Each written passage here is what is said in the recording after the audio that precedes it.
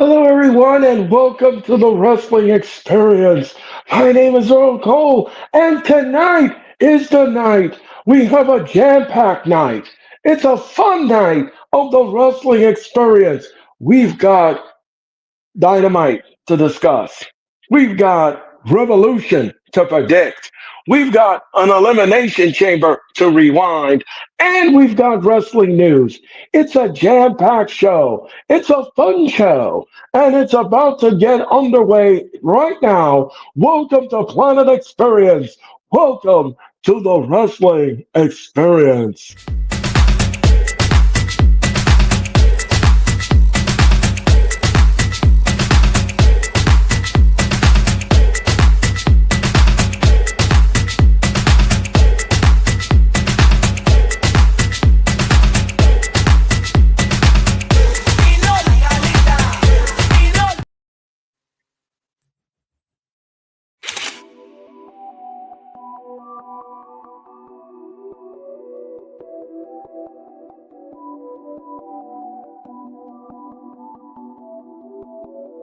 Turn me up, Johnny.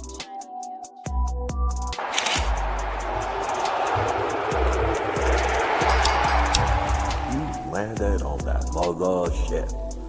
Welcome to Planet Experience. Welcome to the Wrestling Experience.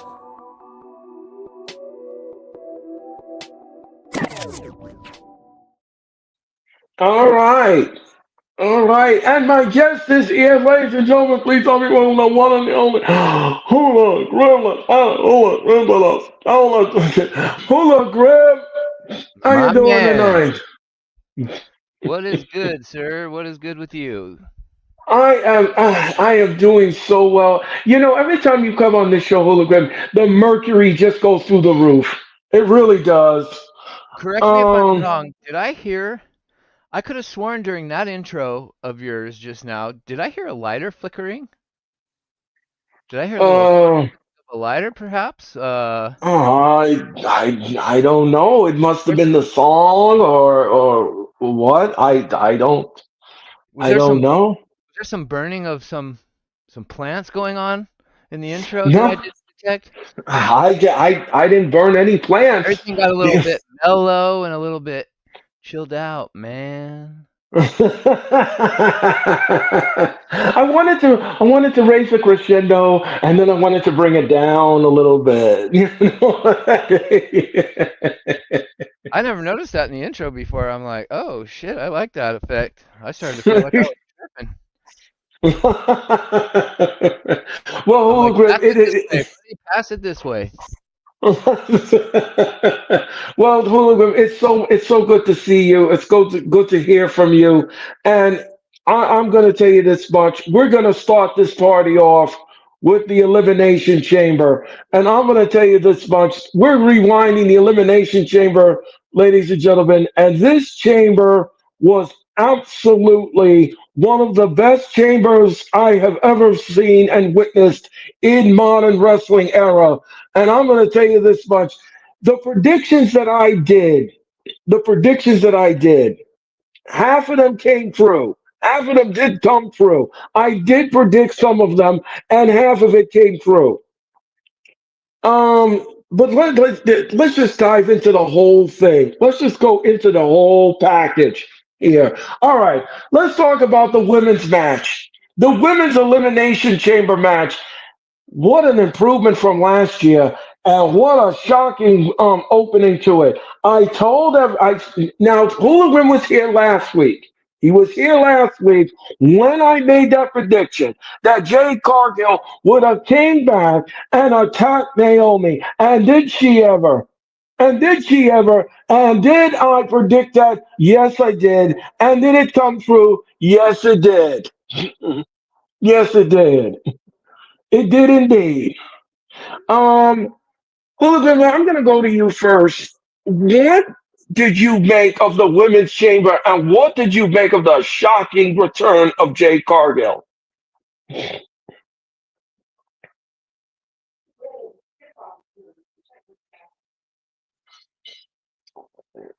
Hooligan, can you hear me? Oh my god. Have I been Have I been muted this whole time? Have you heard anything I've Yes. said? Oh my No, lord. you I'm so haven't. sorry I about that. haven't. I did not realize That's that okay.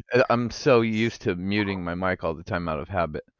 Um, so to preface the night, before the show started, we had gotten that tweet from Triple H saying it was going to be an industry changing night. So like the whole internet community, wrestling community was abuzz. We were waiting for this show, right?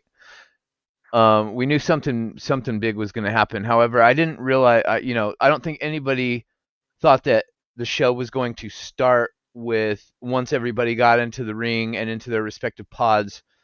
Uh, Before anything happens, Jade Cargill's music goes off and she makes a beeline for the ring. And Liv Morgan's face sold the whole thing, and she's like, "Oh fuck, uh, here we Yeah. go."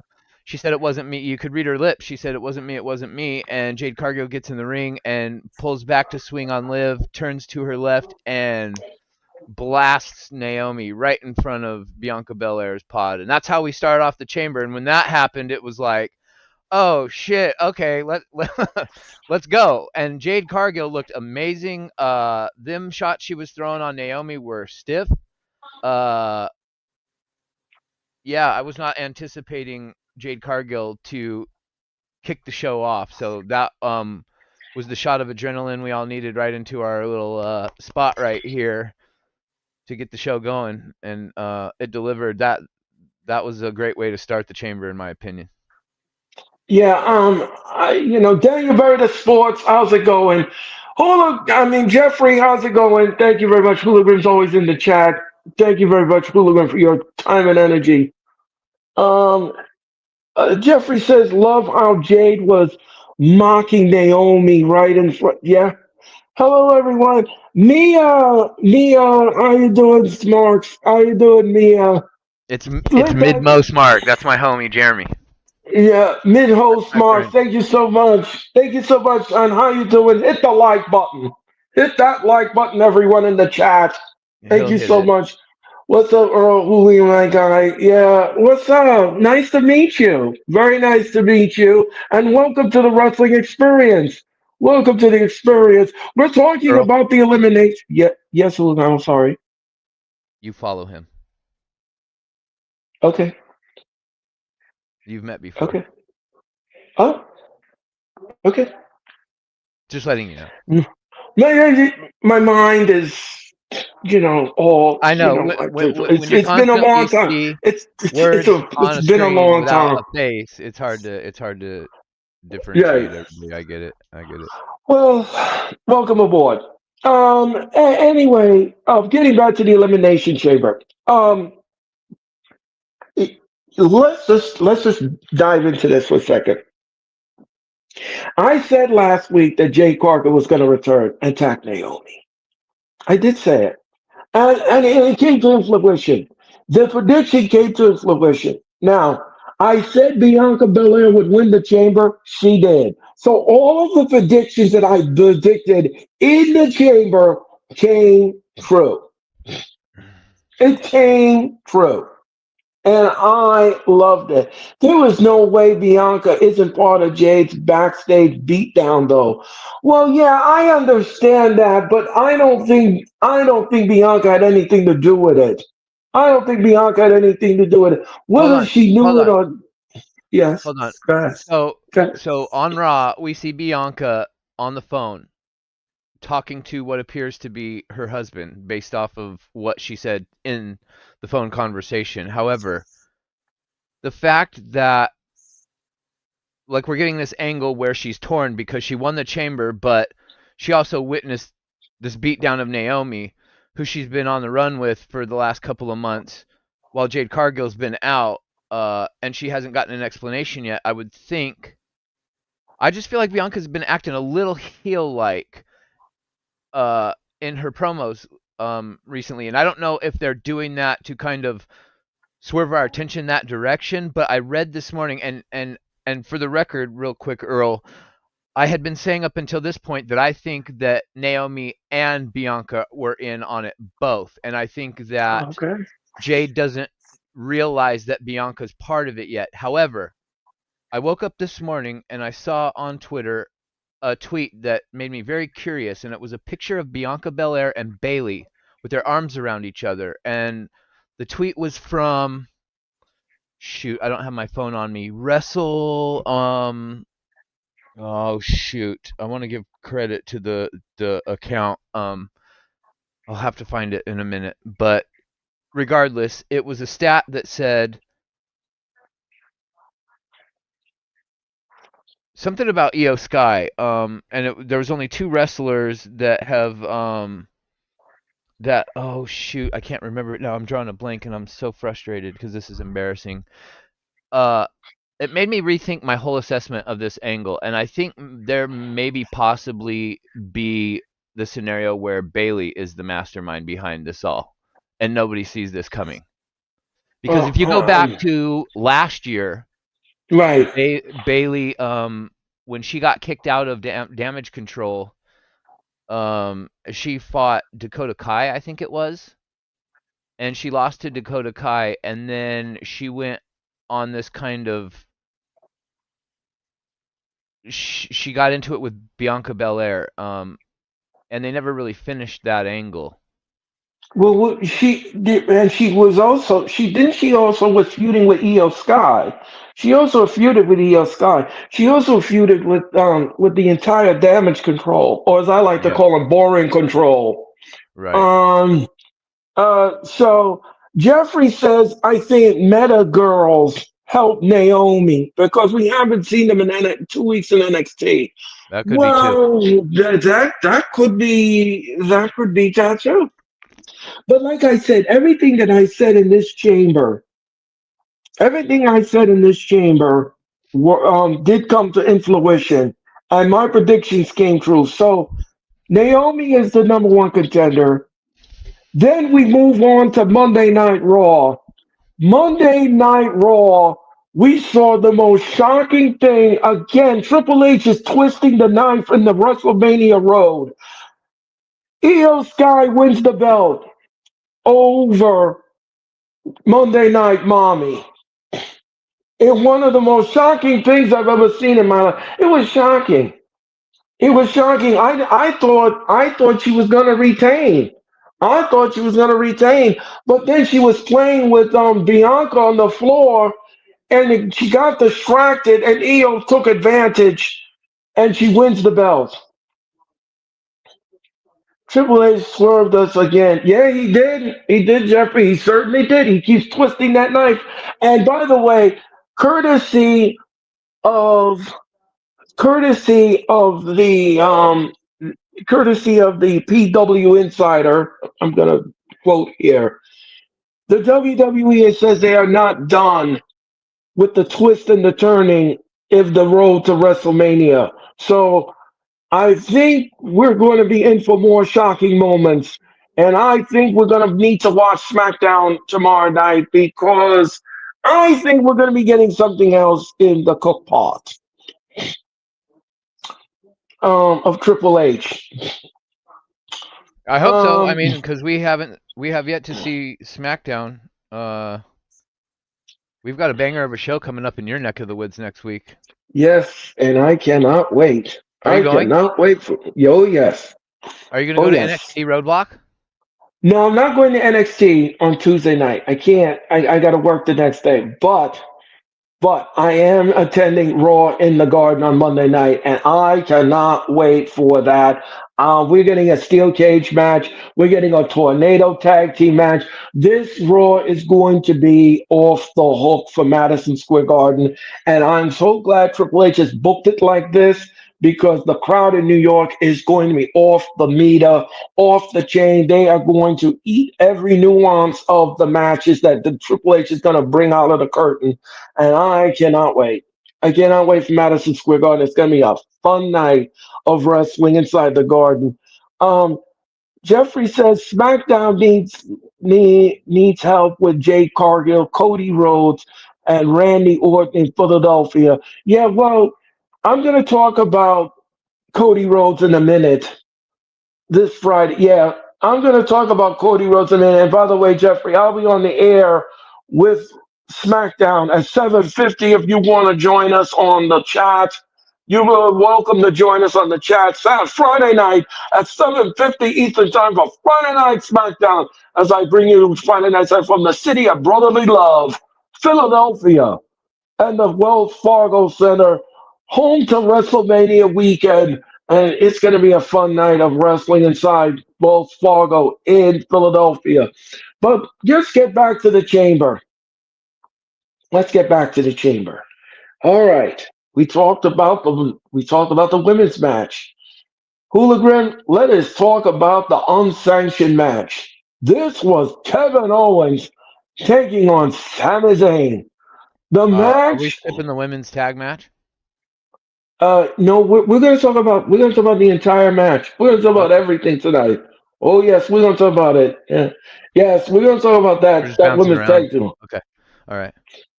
Yeah. So, um, yeah, let's talk about this unsanctioned match, Hooligan. Sure. It was Sami Zayn taking on Kevin Owens. The match was woolly, wild, and all over the place. The match was woolly, wild, and all over the place. Rod Zapata was kicked in the face, and he had to get dental surgery because his tooth was loose after he was halua kicked in the face. Who? Then, yeah, Rod Zapata, the referee. Um, then Charles Robinson was taken out of the match. He was taken out by Kevin Owens. So the match was just all over the place. WWE officials did come down and they were about to pull a plug on the match. They was about to pull a plug on the match, but again, again, Owens and Zayn said, "No, this match's not going to end like that." But Owens did win the match. But what we got after that was more even shocking. Randy Orton returned. Randy Orton returned. Yes. Oh, yes. Okay. Oh, hold on a second. Yes. That Jeffrey, I'm glad you brought that up. Wait, before I continue. Yes, let's talk about this for a second in the match. During the match in the women's elimination chamber, Bianca Belair whipped. She whipped. No, yeah, I couldn't. That sound with her hair her hair whipping. Here, whipping Liv Morgan was absolutely scintillating, and Liv Morgan showed it. She showed the war wounds that she got from the chamber, and it looked nasty. Those marks she got, all the bumps and black and blue and all that stuff she got in the chamber. I, I'm telling you something. I would not want to get in that match. No, Liv no. Morgan carried that entire women's chamber, and if you saw the photos of her body the next day on Twitter, That's what I was yeah, talking about. Yeah, she was battered and bruised, welts, gashes. I mean, you name it. She took a beating. She got the shit beat out of her in that match, and I've never been she a Liv did. Morgan fan. I'll just be honest right now. I've not. I always thought she was a carbon copy wannabe Alexa Bliss, and I thought they gave her Alexa Bliss's gimmick sort of halfway when Alexa Bliss went on hiatus.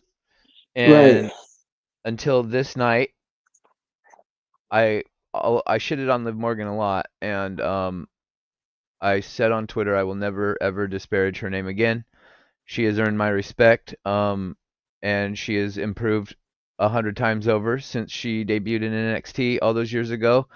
I thought she was gonna be like what's her name over in what the fuck it's called, TNA, Dana Brooke. I thought she was gonna be like Dana Brooke. I didn't think she was gonna last, and here she is,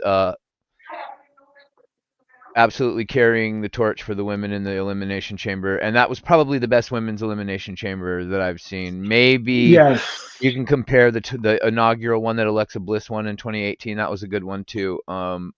But those two are neck and neck for me for the top women's chambers. It was a great chamber. Yeah, it was a great chamber match. The women's elimination chamber match.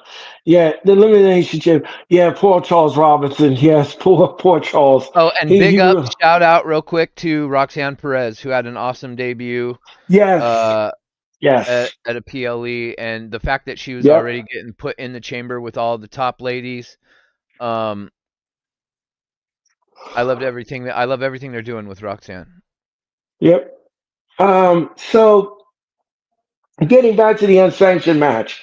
All right, we had two referees taken out. Owens wins the match. Orton comes down. Now let me ask you something, Olga. What did you make of Orton coming down to the match?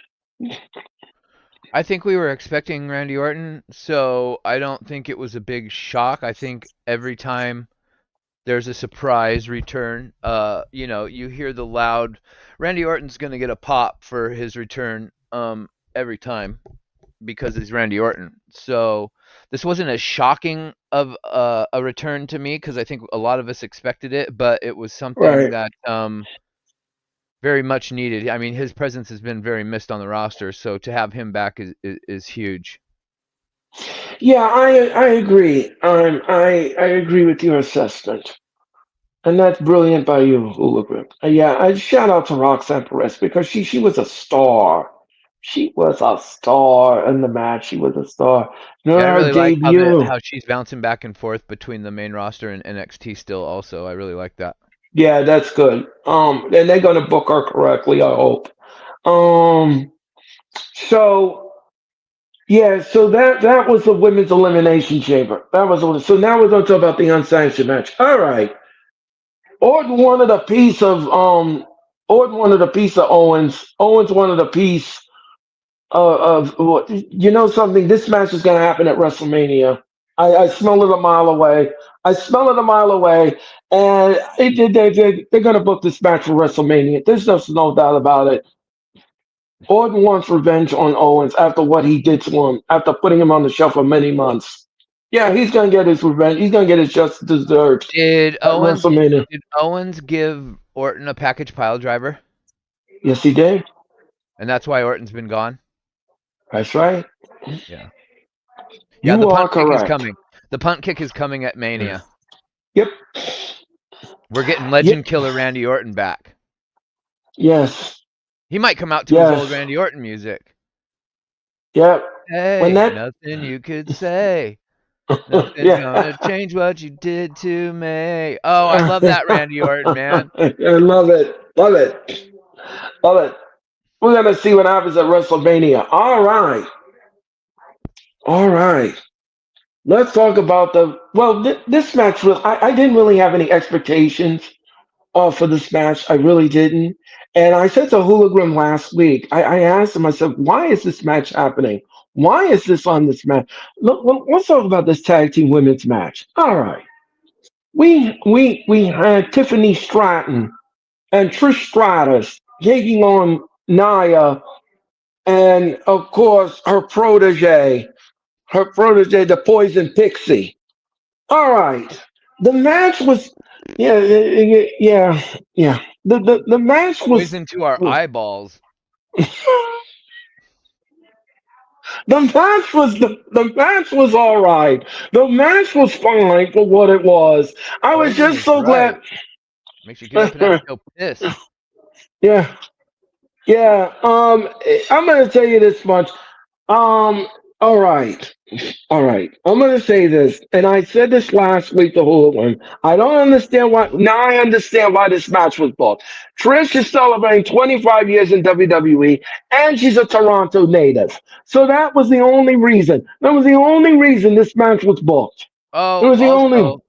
also, I feel like this match because we talked about why this match was on the Chamber, but Io Sky and Rhea Ripley is on Raw. You don't want Right. that match to be overshadowed, and I think after what we saw on Raw with Io Sky getting the shocking upset win, they wanted that to be the kind of cliffhanger for to go off the air from Raw to have everybody like, oh shit, like we got another oh shit moment, right? So I think that they did that for the effect to have us going like, well, what's about to happen now this week? Like now everybody's waiting for tomorrow on SmackDown. Like, what's going to happen tomorrow, right? We've had a shocking Chamber, a shocking Raw. Um, What are we gonna see what are we gonna see in Philadelphia tomorrow night? Well, we can't wait to I do felt that. bad for Trish Stratus because she's the hometown hero in that match, and Tiffany Stratton got a bigger pop than she did. Yeah, exactly. Jeffrey says it was a decent tag team. Yeah, Jeffrey, it was decent. It was decent for what it was. I don't like the pairing of Nia Jackson, Candice LeRae. I really don't. Yeah, Cam. No, I don't. Candice LeRae, like what does Cornette call her? Candy LaRue. It's just like she doesn't come out with like she's very much on camera like her husband. Yeah, very boring and vanilla. Like bland, Um, right? Just not yeah, you're right. I don't really have the right word to describe it because I don't want to be disrespectful, Vanilla. but it's like just But you can say vanilla. That's fine. and I know she's tried different things with her gimmick and her looks and this and that, but it's just at the end of the day, it's just It's not there's there. some people just have a thing about them where when they walk into a room, you just everybody just turns their head and they're like, "God damn!" Right? Yeah, she is right. She She is is not called one the of those poison. people, Earl. She is not one of those people. I'm sorry. It's just there's there's zero charisma, zero. Right. It's almost Nia like Karrion Jax, Cross.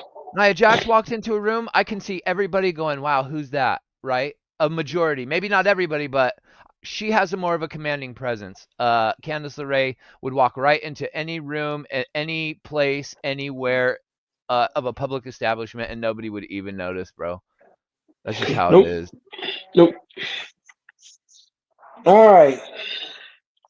She's bland. Yeah, she is bland. All right. So the match was the only thing I was very happy about with WWE, and I was very happy about this, that they made Trish win the match. And that was great because Me too. I did not want to see Tiffany Stratton get pinned in the match. I said that. I said that with Hologram last time he was here. I said it. I didn't want to see that. That I did not want to see. So thank Didn't you. Tiffany Stratton do her prettiest moonsault ever and get the win? Yes, you did. Yes, you did. Chris Miller's a thing of beauty, and Which then is she's crazy gonna. that Nia Jax got pinned. I thought that that's why Candice they had this whole thing set up was so that LeRae could take the pinfall loss. But Nia Jax ate the pin, so That's okay. That's fine.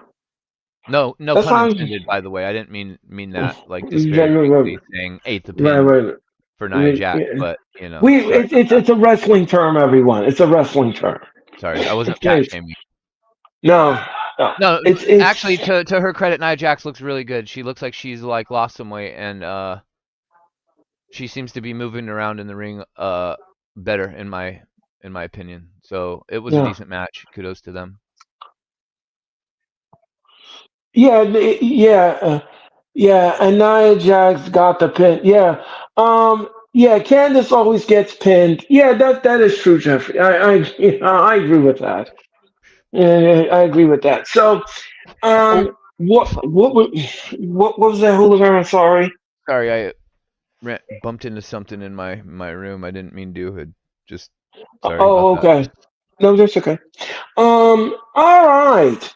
All right, so that what we're gonna do is we're gonna go through the matches, ladies, and then I'm gonna go to Hooligan again, and I'm gonna ask Hooligan on an entertainment level between the 1 and 10, what did he thought of it? That's gonna come later. That's gonna come later. All right, let's move on from that women's tag team match. Like I said, it was a decent match.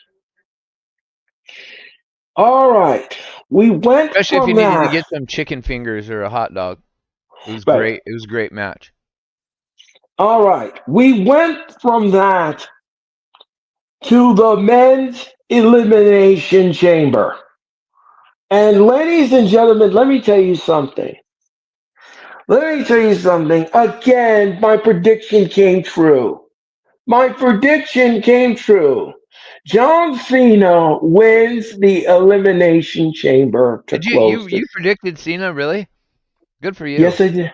Yes, I did. Man, I don't Yes, think I got a single fucking thing right on this chamber. and I said it when you were here last time. I said it that he was going to win the Elimination Chamber. And I said he was going to sold his soul to the final boss. And all of that came true. But what happened was a swerve from Triple H because I had said that they were going to put the boots to Cody at WrestleMania, but that is not what they did. No, that's not what they did. This, ladies and gentlemen, was the most talked about, the most watched heel turn in WWE history. Listen to me carefully. This heel turn from John Cena gained over 3 million views on the internet. This cracked the internet in half. This was absolutely. What are you talking about?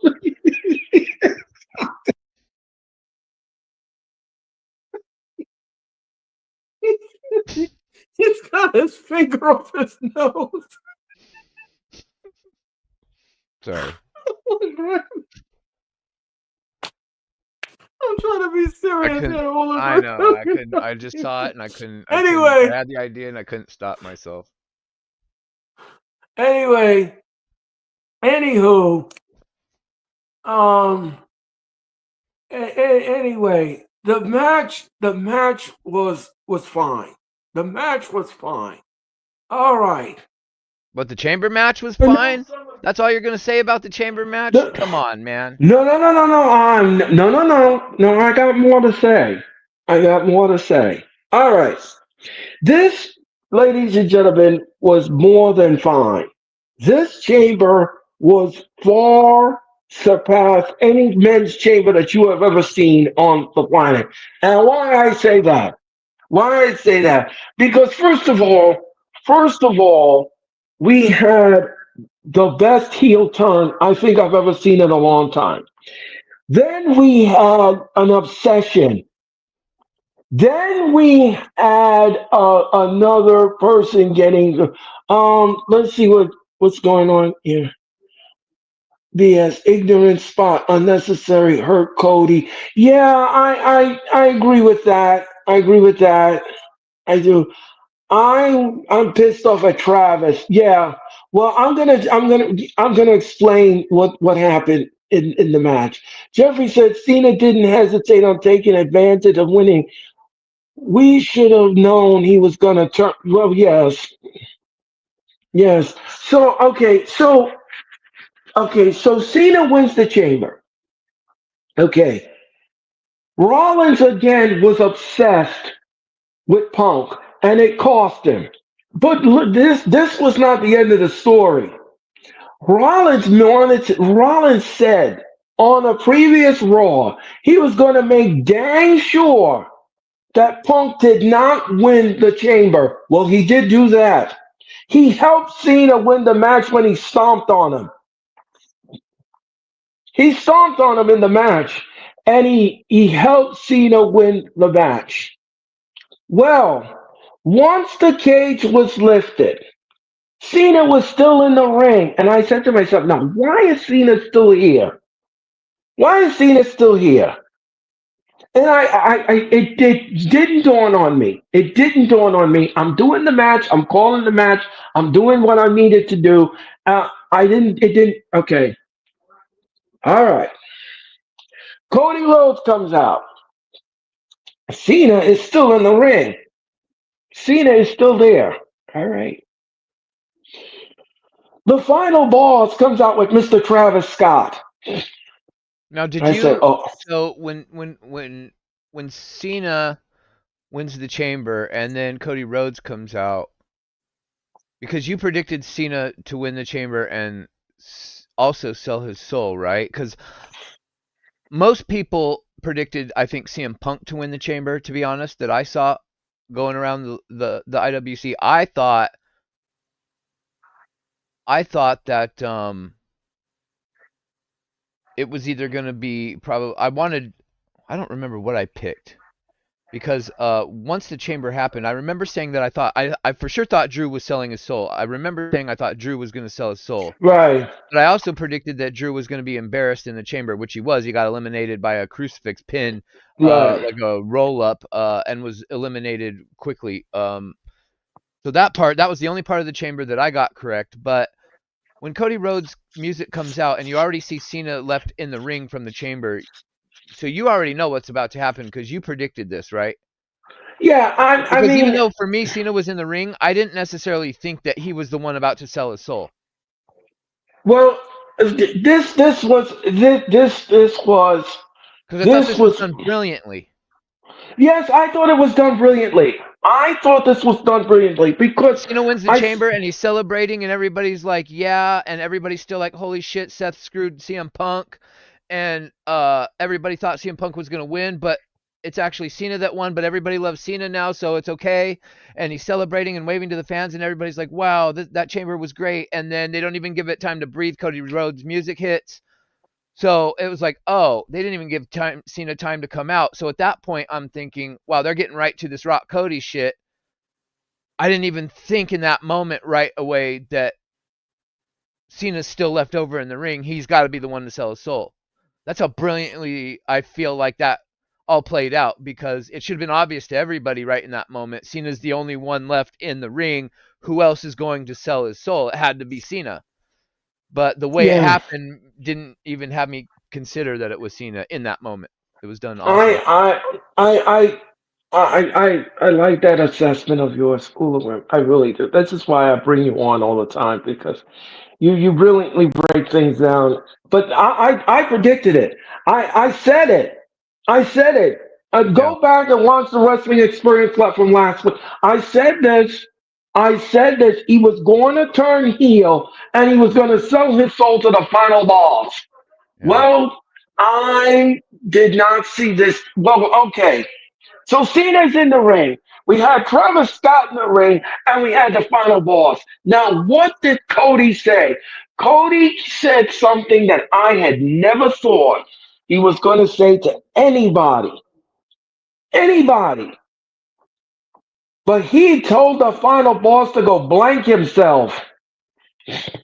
And when he said that, my jaw dropped on the floor. I said, what did he just say? What did he just say to? So Okay, not only did we get an unedited F bomb, but the person that gave it, of all people, was is Cody the Rhodes. is the blue-eyed, blonde-haired, carries the American flag inside of his own logo, dresses like a United States politician, uh, complete face of the corporate company. Cody Rhodes is the one that drops the unedited F bomb. Was what? I did the same thing. I was like, wow, we really are in a new era minus Vince McMahon, aren't we? Well, yes, we are And it because it was shows. Vince, and if this was a Vince McMahon era, we wouldn't have gotten this. We wouldn't have gotten none of this. We No. wouldn't have gotten none of this. We wouldn't have gotten none of this. And I'm going to tell you this much: when he said that, and Cena grabbed Cody's hand and shook it. And then he hugged him. Then he looked directly in the corner of the ring at the final boss. And when he did the cut sign, Cena's demeanor changed like magic. This was absolutely brilliant. This was brilliant. Cena kicked Cody Rhodes in the beans and the franks and transformed into the most diabolical heel you could ever want to. And his face and his demeanor was nasty. He busted Cody Rhodes open. The final boss whipped him. Travis Scott smacked Cody Rhodes upside the head and busted his eardrum. That is That what that I'm not happened. I'm not okay with that Travis Scott situation. I'm really not. No, no, I'm not. That little element of the heel turn, we didn't need that. That You we know, didn't need. and WWE's getting a little bit cocky, if you ask me, when it comes to. I remember that getting the same feeling when they brought Bad Bunny in, but Bad Bunny quickly disparaged all of the naysayers, including myself, because he actually showed that he can actually go in the ring, and nobody was anticipating that. And then we get Logan Paul, and then I get the same feeling like, why are we bringing in this guy that has nothing to do with wrestling, and we're gonna just let him wrestle? Like, no, like hell no. This is like everything.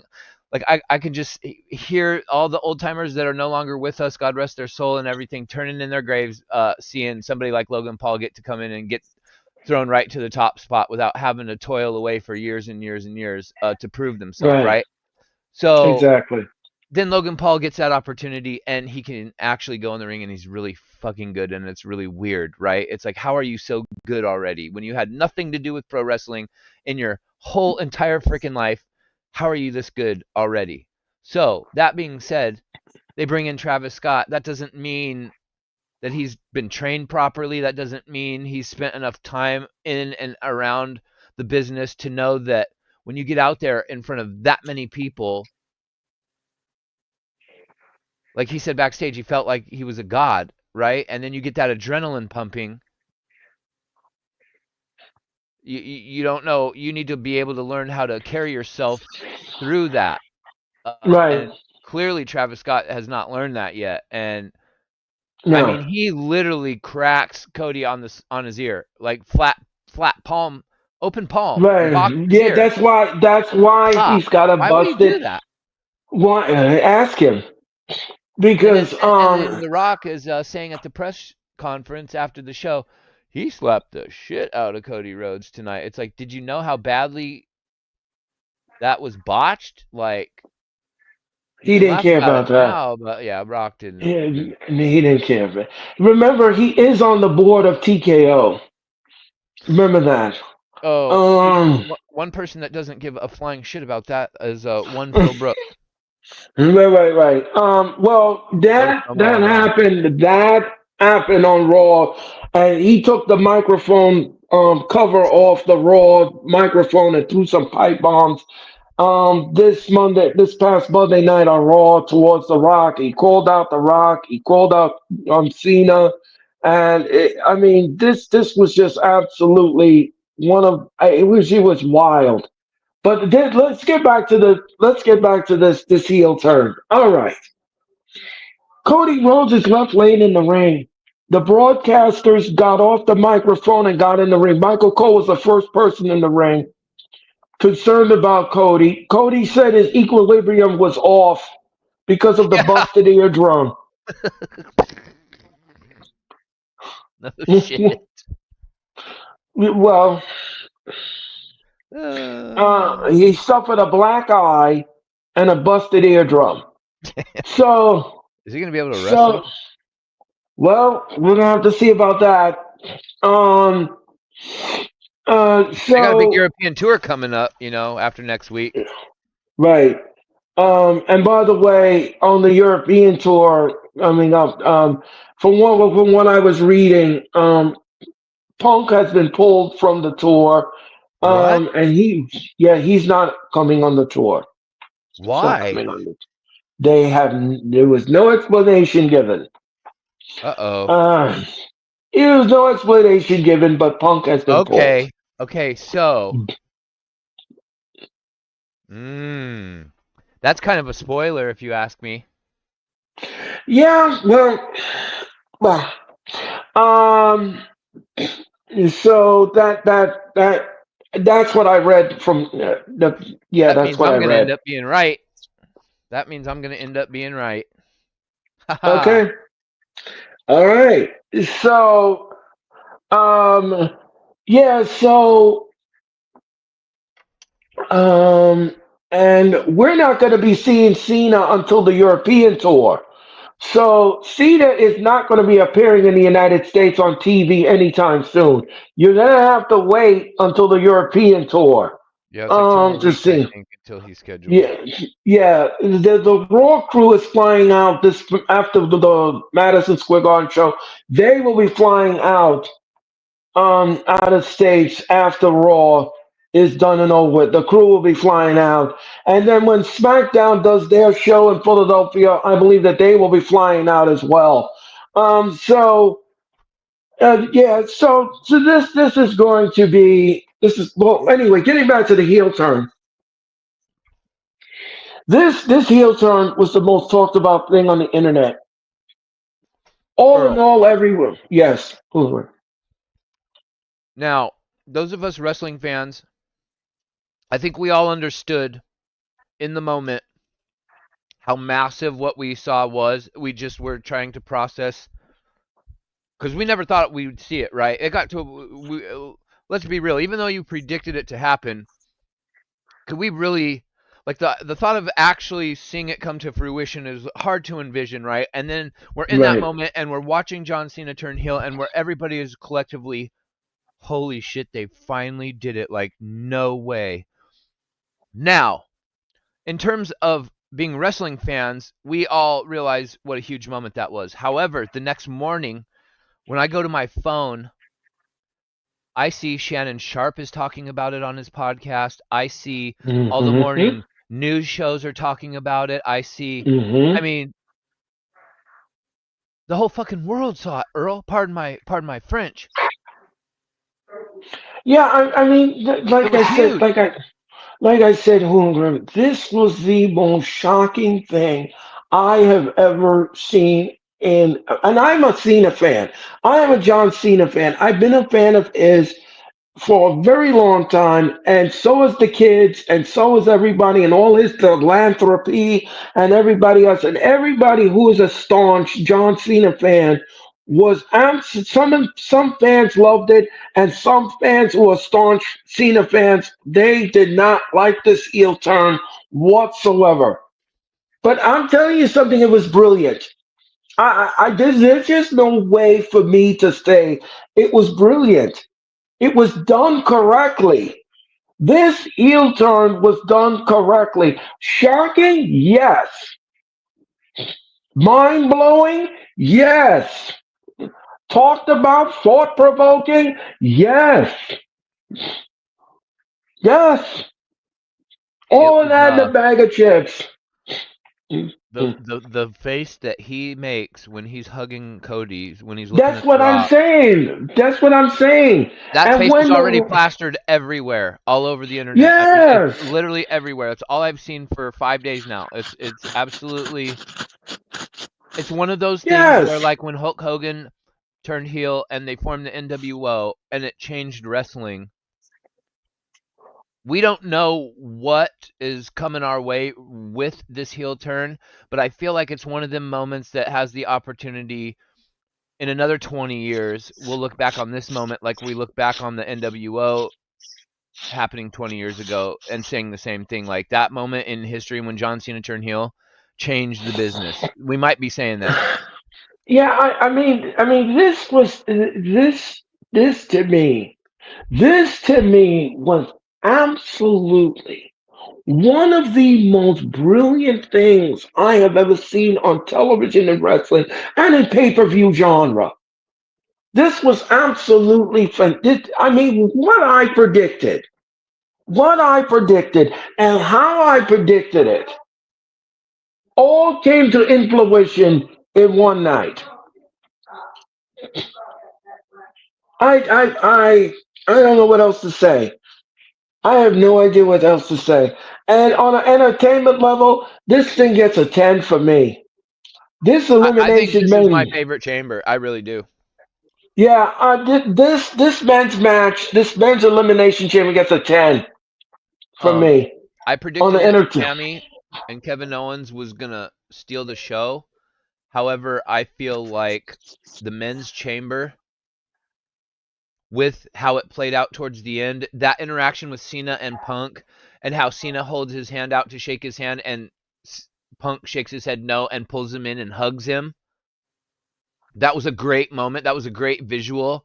And then you're really torn, right, between these two guys because you don't know who you want to win. And then Seth Rollins stomps CM Punk on his way out because he gets eliminated and he's pissed. And then you're like, no, what? That roller coaster ride that they took us on, the men's match, the men's chamber for me took and then how it transitioned into with Cody and The Rock and what we got with the heel turn. That by far stole the show. The men's chamber leading into the final boss segment. That and the women's chamber match made it a 10 show. You could stick a Candice LeRae Nia Jax match in there all you like. It did not. It didn't ruin the show for me whatsoever. That was No. awesome. So, entertainment level hooligan in the men's match. hmm From a scale of 1 to 10, what do you give? What do you give it? from how Drew got embarrassingly eliminated and how he's still on this epic run of losing. We still haven't Right. seen Drew McIntyre snap yet. I still believe that he's going to align himself with The Rock and Cena. Drew McIntyre's always found himself in a three-man group throughout his career, and I think he's going to be the muscle for The Rock and John Cena coming up shortly. That's just my weird and wacky prediction, but from the way he got embarrassingly eliminated to the way we saw Cena turn heel, that was probably the best chamber match I've seen in 20 years. I give it an 11 out of 10. Yeah, I don't mind you. I don't mind you saying that.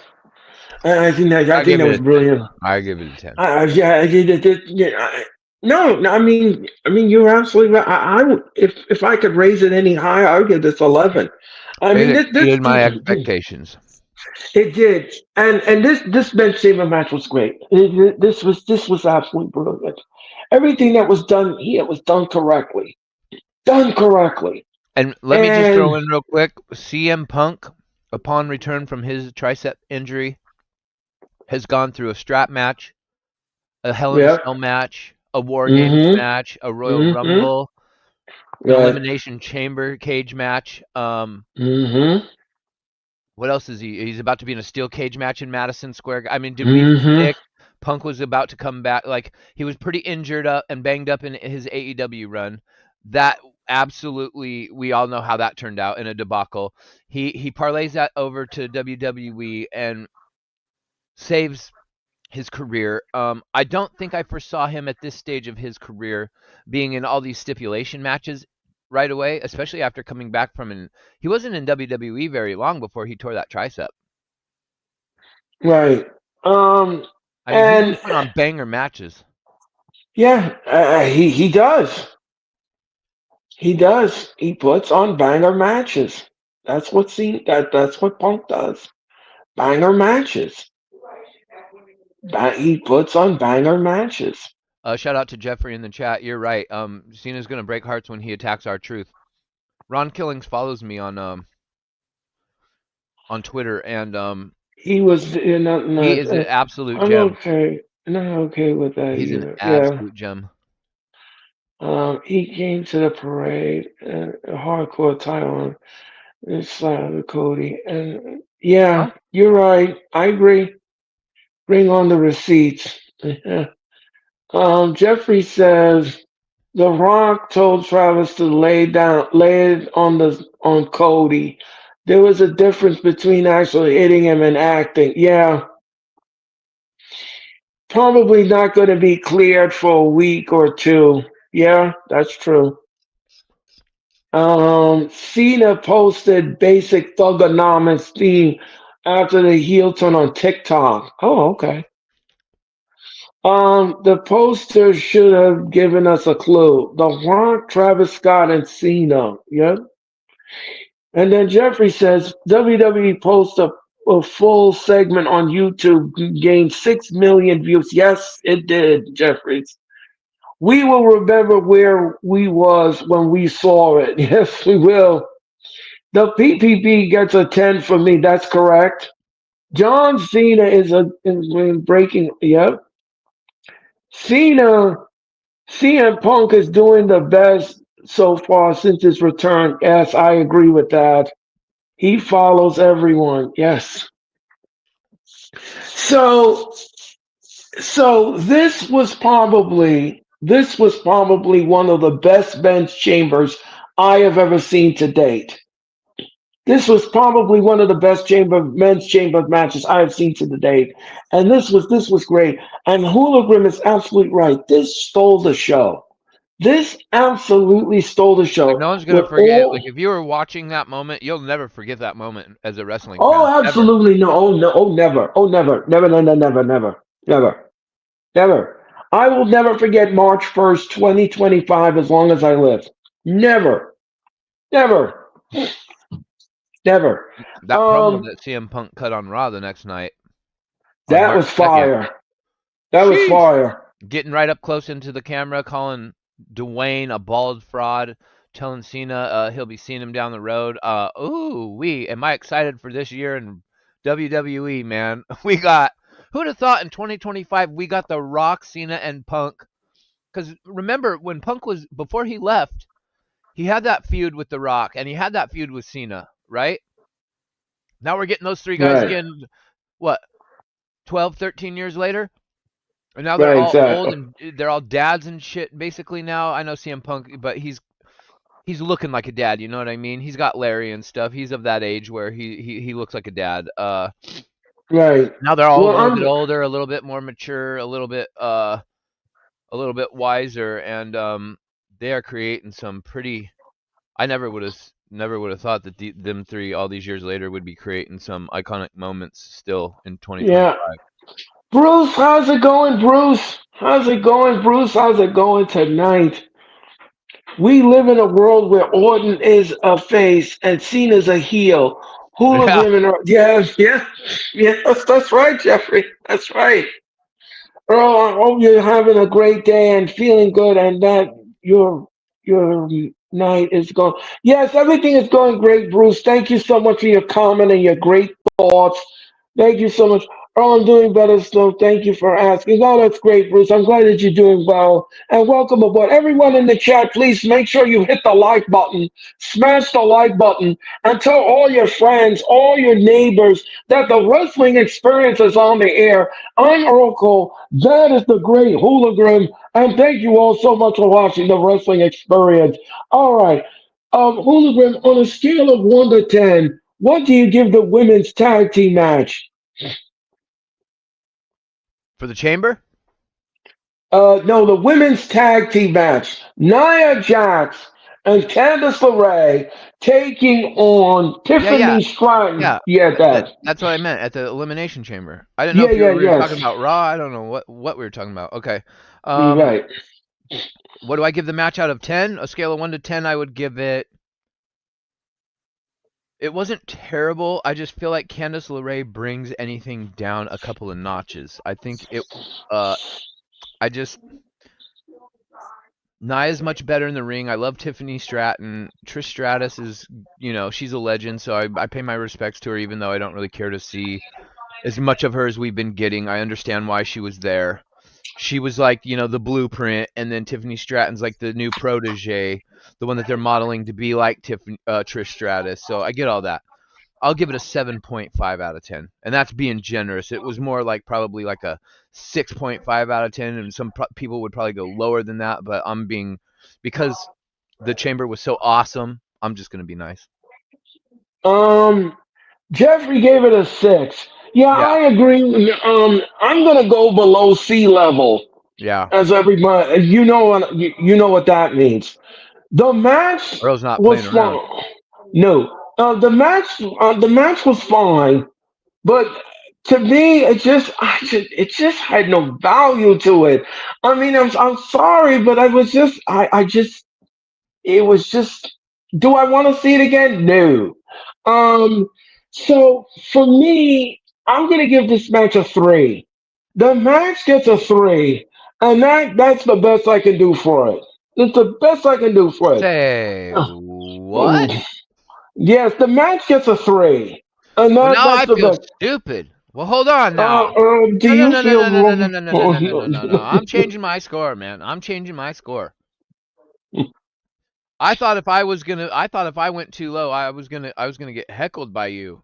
Uh, No. you went a 3. Well, then by all means, take me down a few notches. Holy smokes, a 3? I am shocked to hear you say a 3. Yeah, well, I'm not saying you're wrong. I'm just shocked. I don't think I've ever heard you say a number that low. Holy smokes. oh, I have. Oh, I have on this show. Oh, yes, I have. Whew. Watch my archives, and you'll see. You'll see. All Um, WWE. You better get Candice LeRae off of Earl Cole's TV. I'm sorry, but I I have mean, to. Yes, Jeffrey, a 3. Yes, it's a you don't. 3. Are you not a Tiffany Stratton fan, Earl? I like Tiffany Stratton. Okay, I'm not saying anything against her. I'm not saying anything against her. I'm not knocking her. I think she has great athleticism Yeah, like in you the see through the ring. stupid gimmick, right? You can see her ability in the ring. Yeah, Yeah. I could see past everything else, The and I Disney could see blonde, that. like the clueless, legally blonde, Yeah, like like right. Yeah, WWE's always got to find their blonde hair, blue eyed girl, don't they? Even though I think her eyes are actually right. brown, but yeah, they always got to find their blondie. Yeah, but Earl, especially his AEW ratings, he raised them. Yes, I do, I do. He leaves them some of the boys and thinks, watch out for Johnny Go. Yes. So the match gets a 3. The match gets a 3, and that's the best I can do for it. That's the best I can do with it, and Well, I'm then they get leaving a it at 6 that. from me Yeah, well, because I thought well, 6 was gonna be. I thought 6 was gonna be disrespectful, but if you're giving it a 3, I'll go my original 6. Like Jeffrey said, he gave it a 6. I was trying to be nice yeah. and positive Well, because I Nia mean did that's look good. Nia looked really good. I thought. I think she's slimmed yeah, down. I think she's right. looked a little more agile in the ring, less lethargic. Sometimes she just moves just like just ba-dum, ba-dum, ba-dum, ba-dum. And it's like, come Right. on. And I feel like she's really stepped it up. I think, I don't know. My 6 was If they would have just generous. had a different female in there with her other than Candice LeRae, I think it would have been a much better match. But Yeah, yeah. I'm Trish sorry, still knows but the moves. Tiffany's a good uh, wrestler. Nia knows the moves. Candice LeRae, what is she doing? I don't know. I don't know. I like I said, Like WWE always great. throws in a wrestler that doesn't know how to wrestle in with people that know how to wrestle, and then it's awkward, and that's what that was. Right. I get that you have Well, to have a match that separates. You can't have like the unsanctioned match right after the women's chamber because the women's chamber had a lot to digest that happened in it. So you need a come down right, match, right? And I get that, right. but at the same time, anybody else but Candice LeRae, I mean, Yeah, I agree. But that is why I gave it what I gave it. I gave it what I gave it because I just I mean it was good for what it was. It wasn't horrible, it wasn't terrible. It just was just no bueno for me. It was just I don't know. I don't know. It just didn't do it for me. I hear you, man. I Oh hear you. all right. All right. The unsanctioned match. The unsanctioned match. Hologram, on a scale of 1 to 10, what do you give the match? So this is gonna seem like I'm knocking it, but I'm not. I had really, really, really, really exceedingly high expectations for this match. While I don't feel like my expectations were met, I think maybe I got a little carried away in what I expected from these two. And that being said, they still put on a great match. These guys beat the shit out of each other. There were some spots in this match where I winced and I cringed in Right. watching Kevin Owens get that power bomb onto that barbed wire chair that was laid across Right. two regular chairs that were facing each other. Right. That spot was gnarly. I mean, I literally tensed up and was like, ah, like you could almost just feel the barbs of the barbed wire going into your own skin when he just stuck into that chair like that. And those guys really did. They're great storytellers, and they have that real life friendship. So that adds another sense of realism, like another layer to the story that really kind of helps the fan get invested. A lot of people kind of are tired of Kevin Owens and Sami Zayn, and I was kind of that sentiment too. But then every time we see them in the ring, them two go to war with each other, and we actually saw, I think, some little characteristic changes in Sami Zayn's character, Right. more towards a darker side of Sami Zayn that I think maybe WWE is about to start exploring, thanks to this Kevin Owens feud. However, that being said, on a scale of 1 to 10, I wanted to give this a 10, and I thought this was going to steal the show, but it didn't. And so I'm going to give, and I don't feel like this was their best match that I've seen from them. Um, I'm going to give this match an 8.5. Okay. All right. Unsanctioned, I gave it a 9. My gripe was the barbed wire chair. When it hit KO, it didn't bleed, and that was my only issue. Yeah, Oh yeah, well, everybody didn't like that there was no color in this match. right, there's no color. But anyway, yeah, you gave it an 8. Hooligan gives it a 7. I'm gonna No, give I this gave it an 8.5, and Jeffrey oh gave an it a 9. 8.5. Okay, you gave it a 9. You gave it an 8. I'm gonna do a 7. The match gets a 7. The match gets a 7, and it was good. It was started out slow in the beginning. It was a little slow, but Hmm. then as it picked up, they started to do maniacal things to each other, They did take and out a lot of this, tables. They took out a lot of yes, tables. yeah. Mid gives it an 8. Okay, all right, that's fine. I respect that. I respect that. Give it an 8. I respect that wholeheartedly. Thank you for I your just comments. really, I know that they can go to a level that they didn't get to in this match. Even and like they did when I look back on the match, because I watched the Chamber 3 times from beginning to end already. Right, And when I watched their match, I feel like they did it exactly how they should have done it. And I wouldn't change anything because of the way the storyline in this current, what's going on with them currently in their storyline, the way they did that match fit perfectly with how it should. In real life, if there's two guys that are friends that are going at it like that, right, you're not really going so much to wow the crowd with crazy spots. You're going in there to beat the shit out of your former best friend. So what are you going to do? You're just going to keep repeatedly whacking him with a chair. You're not going to get creative. You're not going to get start thinking too outside the box. This is not a 6-man ladder match, right? So right. you're really just trying to pummel the shit out of the guy, and that's what we got. It was a little repetitive with Yeah, the chair spots and the table spots, and there wasn't really much creativity to it, but in the end, that's what two guys in a brawl would really do. However, right. obviously, the no blood thing was a little bit kind of, but maybe because they're under PG guidelines and they dropped an unedited F bomb, and Michael Cole said shit during the broadcast unedited, and Pat McAfee said shit during the broadcast unedited. So maybe they can only have so many strikes against them before they can't rate the show Right. PG. So maybe that's why the match didn't have color, because we saw Cody get color at the end. So I don't know. Yeah, you all noticed that they lowered the lights for the match, and the ref had different shirt. Yes, and he had different shirt and glove. The reason why that was, Jeffrey, I'm glad you brought that up. The reason why they did that was that this was an unsanctioned match. So Hmm. Rod Zapata was not allowed to wear the regular referee outfit No that they WWE logo. with the WWE logo on it because this was absolutely non-sanctioned.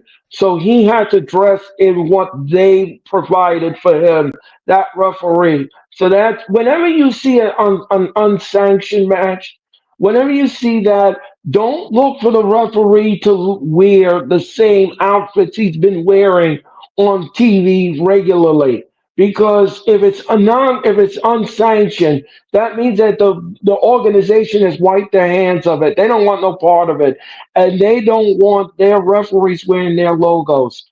Um, Love the little details. Yes, Jeffrey. Yes, I love the details as well.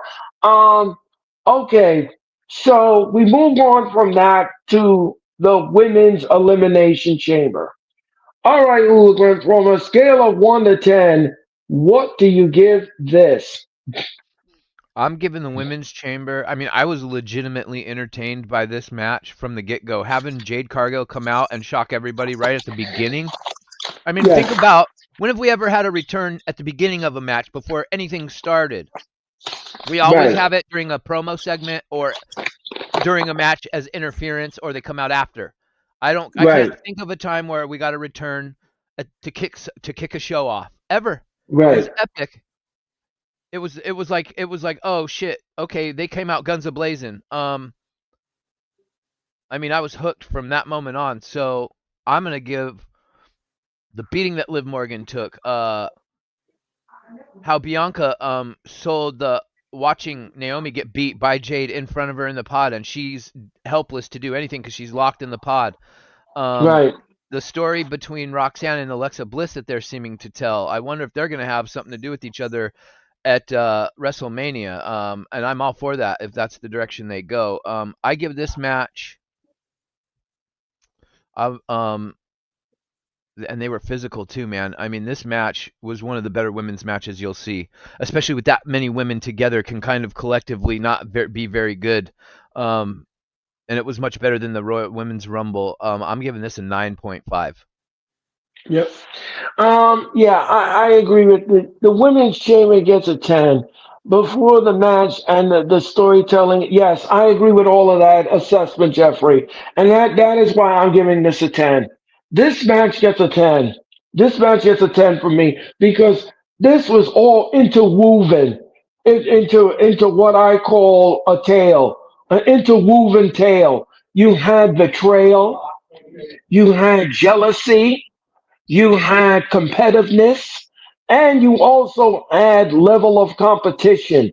All of that was displayed in this women's elimination chamber, and it was great. It was great. It was great. It was great. The Elimination Chamber, folks, was a great pay per view. A Yes, 9 for it me as well. Yes, man, I agree with your assessment too, and I respect your number. And thank you again for commenting on the experience. Thank you so much for commenting, and thank you all for listening to us talk about this Elimination Chamber. yeah, All that was right. really. I hope WrestleMania. I hope they got something good in store because that chamber matchup. We've had a good Royal Rumble. We had an even better Elimination Chamber. Um, I mean, we're almost 6 weeks out now from WrestleMania. So, We're gonna see. are you excited? Oh, I'm excited for WrestleMania 41. I'm Man, excited for WrestleMania 41, and I'm also excited for WrestleMania 42 in New Orleans. I think that's going to be fantastic. For the third time ever, if you all didn't hear the announcement, New Orleans yeah. is getting WrestleMania 42. Um, Now Jade and Naomi is going to start a story. Yes, they will start a story. Yes, they will. All right, folks, that was the Elimination Chamber.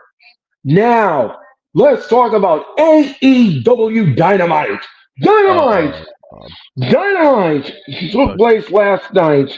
Dynamite took place last night in Sacramento, California. man. That's just, man.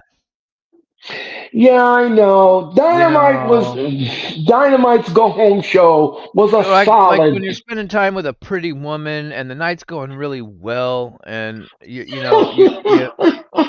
get back to her place and it's unexpected, and you're like, wow, this is going actually a lot better than I was even anticipating. And you start to she starts to get a little touchy feely with you, and you start to sit up a little more straight, and you're like, okay, what's about to happen here? And then some heavy petting starts, and Okay, you, okay, hooligan. you're Okay, about to pop you're about okay, to I pop a got blue it. you're about to pop a blue chew, and then right as soon as the blue chew activates and you're ready for action, she says, Oh, sorry. My husband's on his way home. You gotta leave. That's the equivalent of what you've just done to your audience, Earl Cole, by talking about such an epic elimination chamber pay per view, and you segue right into last night's Dynamite. And if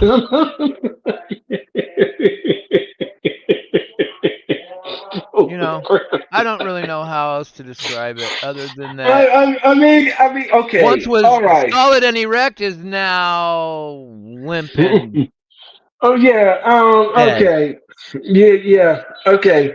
Well, well, Jeffrey, you like that? Yes. Anyway, Mid like that too. So Dynamite last night took place in Sacramento, California, and I like the way that they added Dunn in the multiple theater. I like the way they did that. It was a small venue. They packed it in, and it was good. The audience was good. It was a good fit for AEW to put on Dynamite in that theater. I thought it was a good fit. Good fit. Now, the go home show. The go home show was solid. It was solid. It was a decent go home show. It was a decent go home show. Solid. It Do you was mean as in like a solid turd? no. What I mean by solid is that we got some decent action. It was decent. It was decent. It wasn't horrible. It wasn't bad. It was just decent. It was good for what it was. Earl It Cole, was good. don't Yeah, lie to your yes. audience, sir. How Uh, explain to your people how the show opened. well, we had an opening contest. We had MJF in the parking lot. He wanted Hangman Adam Page. He wanted Hangman Adam Page so Who? bad. MJF wanted Oh, I know Hangman. who MJF is. And well, well, we got a powder keg. We got a powder keg here because this Sunday on pay-per-view we're going to have for you everyone Revolution. He was screaming for Adam. Yes, he was. So he screamed for Hangman Adam Page. Okay, Which nobody screamed would for ever him. do in their right mind, ever, for any Right, reason. right. So Because Adam MJF Page wanted. sucks. Carry on. Uh, yeah. Yeah. So he wanted Hangman. He got Hangman and he knocked him out with the diamond ring.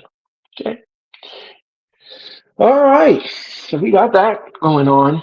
Got that going on, and that sets up their match at Revolution this Sunday. Are you invested in the story at all? Um. Be honest. Be honest. 5% of the time, yes, but the rest of it, no. Okay. I appreciate your honesty, Earl. That's all I Mm. needed. Yep. So yeah, it got my attention 5% of the time, but that Okay. was about it. Um. The All storyline in right. general, though, because we got Revolution coming up in a couple days, right? So, I think the match is going to be decent. I think the match is going to they're going to destroy one another. That's what they want to do in this match. We're going to discuss it you when we don't think discuss that MJF Revolution. is going to find some weaselly way out of getting his ass beat? If I firmly have faith in my guy MJF, there's no way he's taking an ass beating. And I feel like everybody is expecting Adam Page to win, I'm assuming? Or are we expecting MJF to win here? Well, like I said, I'm going to we're going to discuss Revolution, and we're going to discuss it. We're going to Okay. discuss it. All right. Okay. We're going to go through the I'm getting predictions, a little bit ahead of and, myself. and Sorry about that. yeah, yeah. But anyway, so the match, the segment that they had in the ring was good. It was great. Loved the promo. Loved everything about it. Fantastic. The contract signing was Swerve Strickland and Ricochet for Sunday. I thought that was well, well. What else can you say about that? No, Caca poo poo, caca poo poo. these two men are going to destroy. Aha! Yeah, that. Yeah, that. I don't know what to say about it. I do. I have no words for it. I have no word. I Swerve got came one out with word. the I got one word. Sums this all up very nicely. yes, Cringe. And and, yes. and and here's the thing. Since he left WWE and went to AEW, I'm not talking about Ricochet, I'm talking about Swerve years ago. I have been a huge Swerve fan since his days in Lucha Underground when he was known as Killshot. I was a huge Swerve fan when he was in NXT under Triple H's Black and Gold brand. Um, I was okay with him leaving WWE because they weren't using him once he made the main roster. Vince didn't see anything in him, and I knew that AEW was probably the best fit for him. However, when we get to the first Wrestle Dream in Tacoma in his hometown and we don't crown him champion after all the momentum that they gave him, they made him wait another 6, 7, 8 months to Dynasty last year to crown him champion. That's when just it all started going south for me with Swerve. And last night kind of last night was the first time I've ever heard Swerve cut a promo, and I felt like he didn't do well on the microphone. Um, this segment for me all around was just bad. It was real bad. It was very bad. Yeah, well, at least one thing is Swerve did get his revenge, and he came out with the scissors, and he stabbed Ricochet in the head with it. He stabbed him in the head with the scissors and busted him open with the scissors because Ricochet was about to stab him again with those Ah! with those with those golden scissors. So, Do you like so where they're going with Prince Nana telling Swerve he's demanding basically that Swerve stand up for him and get his robe back? Do you like what this storyline that they're telling, or what's your assessment of that? um, David, how's it going, David? Hit the like button. Thank you so much. Um, okay, I like this the way this direction is going into because I have a funny feeling here Hmm. that Prince Nana could turn on Swerve Okay. at Revolution and side with Ricochet and help Ricochet become the number one contender. I could see that happening. Okay. I could see that happening. But I'm gonna save that prediction. I'm gonna save that prediction. But I'm kind of like I think they're on that kind of wavelength pattern. Yeah. But I'm gonna talk about it. I'm gonna talk about when we get to the predictions. All right. We had Will Ospreay, Powerhouse Hobbs, and Mark Briscoe and Orange Cassidy taking on Brian Keith, Mark Davis, and the Murder Machines. The match was fine for what it was. It was good. It was okay. It wasn't horrible. It wasn't bad. This was done correctly. The crowd chanted, "This is awesome," and I I didn't have a problem with it whatsoever. Everybody played their part well in the match. Great chemistry, great nuance. I love Orange Cassidy. He's so entertaining and so dang funny. He can turn your frown upside down. I can watch Orange Cassidy all day long. I think he's entertaining. I think he's funny. Um, and everything else. Mike Briscoe Oh, again showed his he showed his prowess in the ring and everything else. Uldon, what did you think of the match? Earl, Um, Revolution looks like a stack card. It does, David, and we're going to talk about that in a minute. Uldon, what did you think? I think that what I said about Candice LeRae earlier applies here to Brian Cage. That's what I think. I think Brian Cage has zero charisma. Yep. Um, I think that he very desperately needs a valet, a mouthpiece. Hmm. Maybe bring his wife in like how they used to do. Um, this Toby Keith guy that we're seeing every week. This creator wrestler, this random. God bless him. He's got probably a bright future ahead of him. However, at this stage of his career, I'm not just. I've been watching wrestling too long, Earl. I don't have the patience in my soul to give some people the benefit of the doubt based off of their uh, three matches I've seen of theirs in total. What I've Right. seen of him is very good in the ring. I just don't I don't understand this character yet. I don't to me I don't really like when wrestlers are themselves like they go by their like he needs a gimmick of some kind, not just come out in some sombrero and a serape wrapped over his shoulders. You know what I mean? Like Right. he's Brian Keith, like just some random jobber guy. And I don't mean like he's an actual jobber, but that's the visual impression I get when I see him because I don't really know like he's not an established talent to me yet, if that makes sense. Right. So for me, this match was IDGAF the whole way around. Okay. Well, I did care about the match. I did care about the match, and like I said, I want to see AEW succeed. I want to see them to And do succeed. I. And Oh, it doesn't sound like I do because I'm a negative on AEW a lot, but I'm very upset with the direction of AEW from where they once were to where they are now as yes, Louis. such a huge decline, and I can't overlook it. I just can't. No, I understand what you're talking about.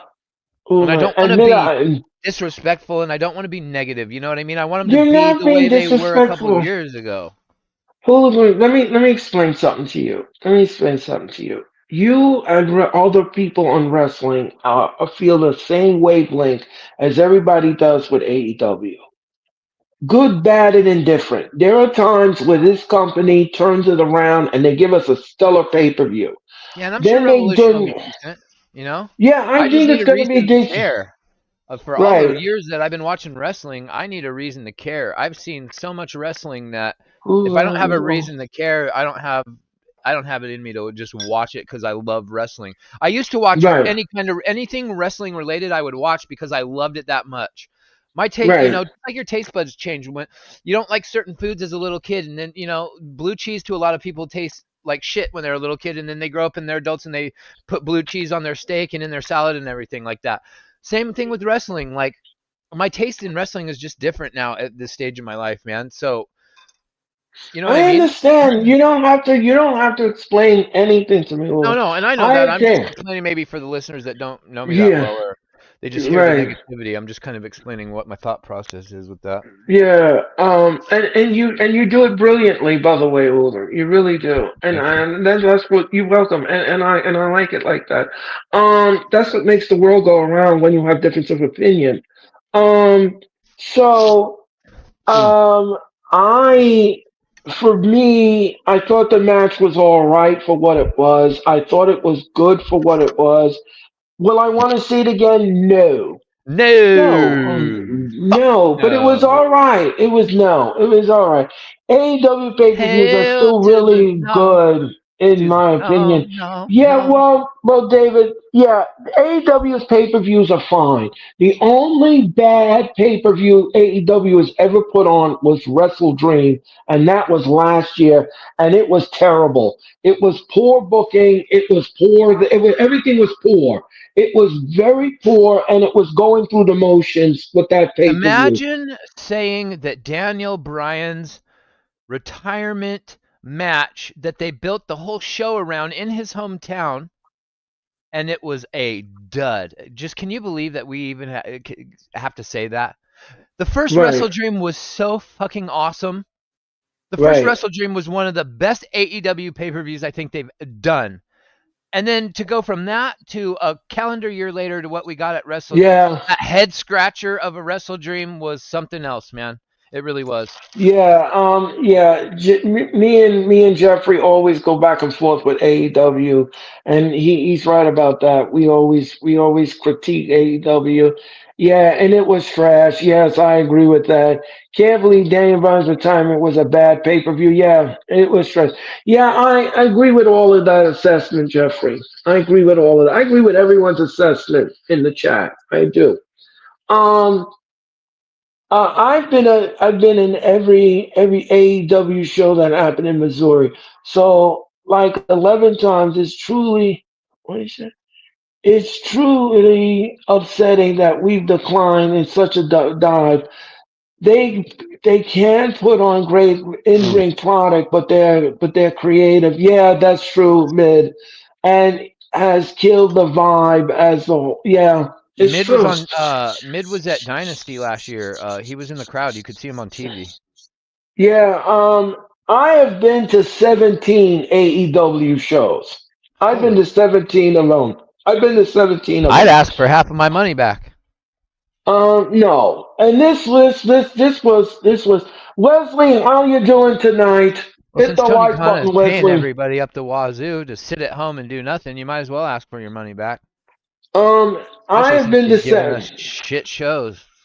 Well, no. I mean, Dynamite has been inconsistent. Yeah, I'm gonna. inconsistent is to say Yeah, the yeah, least. it's been inconsistent, but for some reason, last night was not like I said. The show was not bad. It No, wasn't horrible. It wasn't horrible. It was decent for what it was. I've been okay. in front row at AEW shows. Yeah. I Um. thought it sucked Um. absolute bag of dicks. I'm sorry. No, I thought the show was decent, and I thought the show was solid. And I'm gonna be. I thought the show was decent. And I thought the go home show was fun. See, for me, when I look at a go home show, I want to see the people that are going to be on the pay per view put on TV prominently, Hmm. and they're given either backstage segments or they give them a match to show to bring them all out on the pay per view, and that's what Tony Khan did last night. He did do his due diligence behind the scenes, and he did do what he was supposed to do, and he did build up revolution because some of the build for these matches have not been there, and he needed something to have the audience grasp at it. It was okay. I thought, yeah, it was okay, David. The show was okay. Thank God we didn't get the learn. Yeah, thank God we didn't get the learning tree. Well, guess we're probably Oh, getting them on Saturday yes. I mean Sunday night. Yeah, probably. or Sunday. Um, Why? So, does AEW just like to fuck with us in terms of they sometimes put on Saturday pay-per-views and sometimes they do Sunday pay-per-views? Like, what's that about? It all depends on the calendar, and all depends on what Tony Khan wants, and it all depends on if he Tony doesn't Khan want to maybe should compete. sober up a little bit and get his pay-per-view schedule at least straightened out. I don't know. That's The annoying. thing is that the reason why he does those things is he doesn't want to compete with certain things, so he moves the pay Well, per view a around and pity. go. I'm watching DNA right now. Good show. Oh, okay, David, that's good. He's already getting Oh, slaughtered in the ratings. yeah. And as you all know, if you all didn't hear the announcement last night, going Oh God. forward, if you all didn't hear the announcement going forward, all AEW pay per views will now be seen on Amazon Prime. So if you have Amazon Prime, you can watch AEW pay per views going forward. But So now, let's let that be clear. Your Amazon subscription does not cover. It's not like when you order Peacock and then you get the WWE pay-per-views for free. Even if you have an Amazon subscription, you still have to pay $50 to watch the AEW pay-per-view, right, correct, which I don't correct, really see what's the point of and even having it and if they even announced and it for. right, and you cannot watch any replay. There What? is no, there's no replay. So you get You must. $50 one time only? That's it.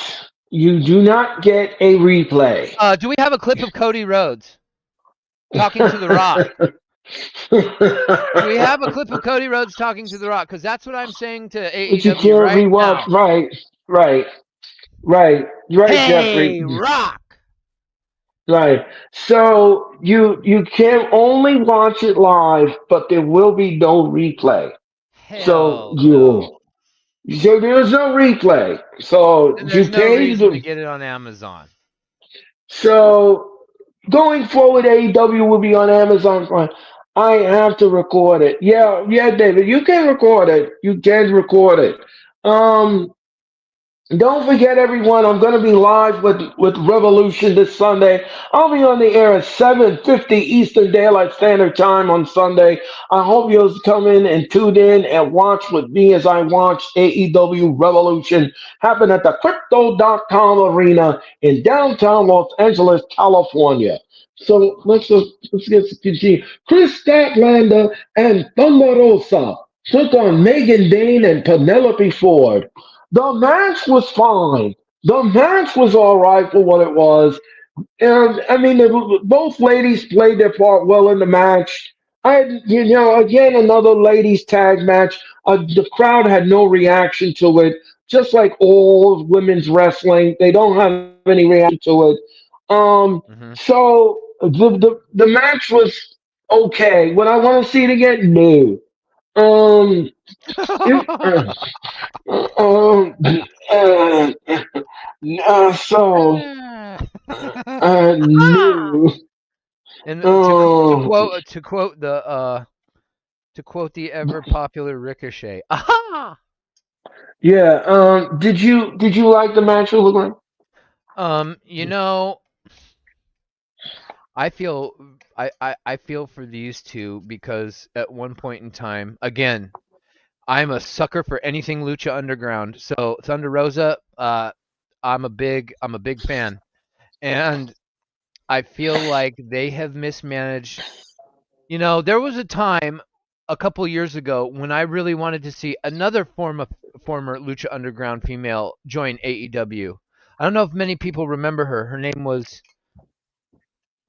Ivelisse, and she is an incredible professional wrestler. She gets to AEW, and supposedly there was some backstage drama with her and Thunder Rosa that led to her untimely exit. Um, it seems like Thunder Rosa's had a few backstage feuds in her AEW career. I'm not really sure the reason being for those. I just know that I'm assuming that's why she's been so, aside from being injured a lot, she's been very poorly booked in AEW. And these two women both, I feel like, have had absolutely horrendous booking.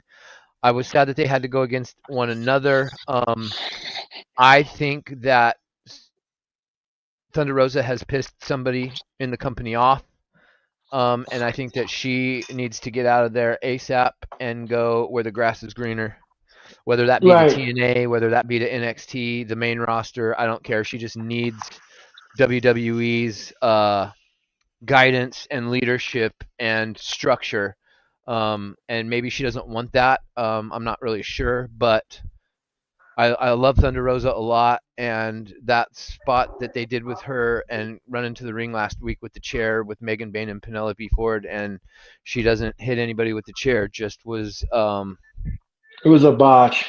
It's the same thing as The Rock getting up on the post show media scrum and talking for an hour and exposing the business. It does the same thing. You're exposing the Right. business, and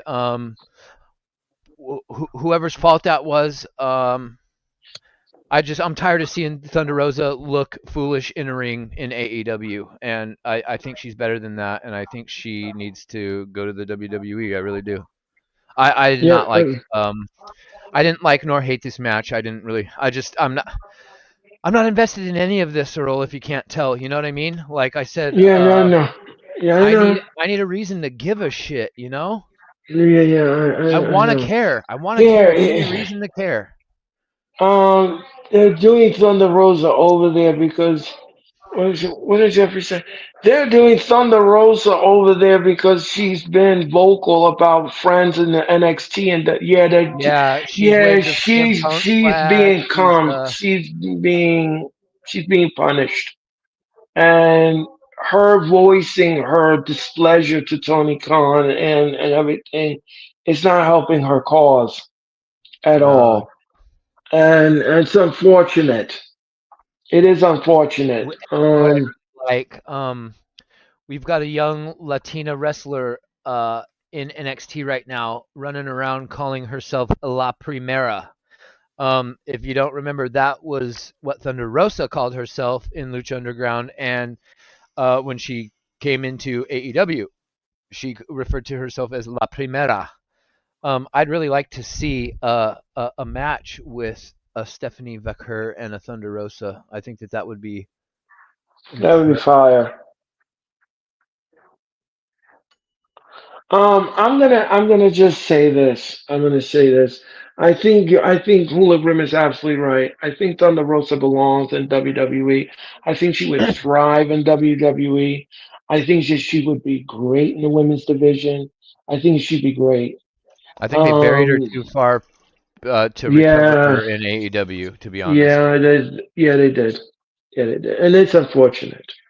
All right, here's something that TK is so pretty. Yeah. Mhm. Here's something that I'm getting sick of, and Uh-oh. this is I'm at my wits end with this, Uh-oh. and I am sick of seeing this person on AEW now. Okay. It is absolutely overused, Oh, overplayed, and overdone. The tell it. CEO, the CEO, the CEO, and this Mercedes Monet. If I see her one more time on AEW, I am going to scream bloody murder. This woman's gimmick is horrendous. Do you go to She local comes do you go to local wrestling shows, Earl? sometime. I haven't been to one in a very long time. Oh, got you. Um, I'm going to tell you this much. First of all, they gave her all the titles in wrestling that you could ever want. Except for the Okay? TBS. Yeah. And then she got the TBS championship. All right. That's what she's getting Every on Saturday. week, every week, every week, week after week after week after week after week. She Okay. doesn't have a match on Dynamite. She's not displayed correctly on on AEW TV. She comes out and she shouts out the city she's in. Who cares? Who cares? Who cares? Her CEO. her promos are whack. They They're always have whack. been. They always have They been. always her promos are whack. They're whack. She never learned how And to cut a good promo. no, she never did. It's She whack. sounds like It's she's in middle school when she talks. yes. It's like an 8 year old want their toys back. And I was a It's just huge Sasha Banks fan, Earl. I was such a fucking mark for Sasha Banks, and the it's like Adam Cole, the drop off with Adam Cole from NXT to AEW. It's like what happens when they do even Cope Edge turning into are they just going over there to just kill their careers? I mean, what's going on? I don't know. I call him Adam Copeland. I refuse to call him Cope. Yeah, I call him Adam I Copeland. can't get on board with that Cope shit, I'm man. I just no, can't. I can't. I call him Adam Copeland, and Like I'm that's sorry. disrespectful to Edge, you know? Yeah, she's doing the Roman Reigns treatment, Oh not god, that's wrestling. awful. Yes, yeah, it's awful. This It's woman has no title defense. They don't bring her on Dynamite to wrestle. All they bring her on there for is to do a promo, and it's because she's not horrible. very good. I never understand when they. Yeah, I don't understand it either. I don't How did she understand end it. up getting all of these belts when she is not the best wrestler, man? She's not. I don't care what anybody And then says. and then she with the CEO and the dance and I'm over it. I am totally washing my hands of her. I really hope that at Revolution she lose that title. I really hope that this is going to be the end of this. And I don't want to. I'm She's sorry. facing is she facing Momo Watanabe? I believe so. Yes. And it's just is it a one-on-one? Yes. Mm. For what title? The TBS championship. But is Mercedes oh wait. Oh yeah, she is the TBS champion, right? Yes, she is. Mm. Among every other belt in women's wrestling. Right. All right. What We're going to discuss that when we go to Revolution what predictions. belt doesn't she have? Ask her. Oh, she doesn't have the women's championship. That belongs to Tony Storm. Oh yeah, that's where they're going next. They're gonna put that on Mercedes. You watch. Um. So I'm over this gimmick, and I'm over her, and we're gonna move on. And that's all I got to say about that. So we're gonna move on with that. Platinum Max Caster took on Oh Jay White. jeez. Oh, here's another Yeah, one if that if you you want to study somebody's fall off, holy balls. I'm not even going to discuss this match because it No, doesn't go make for it. any sense. It doesn't make any sense. The match was, if you blinked, you missed it. It was one of those squash matches. I didn't. I mean, it was What has okay. happened to Max Caster? I have no idea. What are they doing? I don't Why? know. Where is Anthony Bowen? Why did they split the acclaimed up? Who asked for that? Why did Matt I start calling don't himself the best wrestler in the world like his name was fucking CM Punk or something? Like, oh, this is so. Oh, know. Yeah, the Caster has now been a job. He's a curtain jerker for Tony Khan, he is a jobber. and yeah, and that's all I got to say about that. I don't have any more to say about it. I really don't. Yeah, The best wrestler alive and all this crap. I mean, I don't know what the like I said, Earl, I need a, it needs to make sense, or I need a reason to care. You know what I mean? And this right doesn't either. exactly. No, this wasn't. This was no bueno for me. This didn't Yeah, do it for me. I'm sorry. I agree. Um. All right, the Road to Revolution tag team match. This was the main event. This was Okada and Ricochet taking on Swerve Strickland with Prince Nana and the Hounds of Hell and Brody King. Like I said, the main event was all right for Dynamite. I I love me some Brody King. I like him. I think he's great in the ring. What he can do. Um, Okada is good at what he does. And Ricochet is Ricochet. So then, I mean, there's nothing more I can say about the match. I mean, it was good for what I mean, it was decent. It was decent. I'm not going to use the word good. I'm not going to say it was great. I'm not going to say it was decent for what it was. They got the men that they wanted in the match that's going to be on Revolution displayed on AEW TV. And that was the goal of the night. And that's what they did. And they succeeded. And that's all I got to say about it. Hologram, I don't know what you're going to think about the main event of Dynamite. Take a big ol' guess, my friend. I don't care. Okay, we're going to move on. I don't care about Ricochet. I who was in this match? It was Okada Oh yeah, yeah, yeah. and Ricochet. Just Okada and Ricochet. Yes, versus Swerve Strickland and Brody King. Oh, Brody King. That's right. So Brody King, I love. However, uh, in this current state of AEW and the recent departure of his House of Black leader, he just comes across to me as a man without a country. So I feel like he's kind of in this weird limbo now that Malachi, as I like to call him, Alistair, no longer being with the company, puts him. I know that him and Buddy Matthews are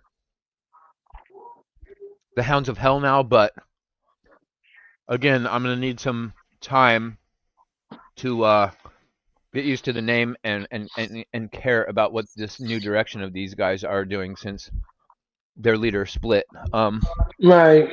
I don't care about Ricochet. He's terrible on the mic. Stop letting him talk. I think. Uh, God, Swerve Strickland and Brody King. I mean, can we get any more random of a pairing? Yeah, Yeah, I I'm mean, out on this.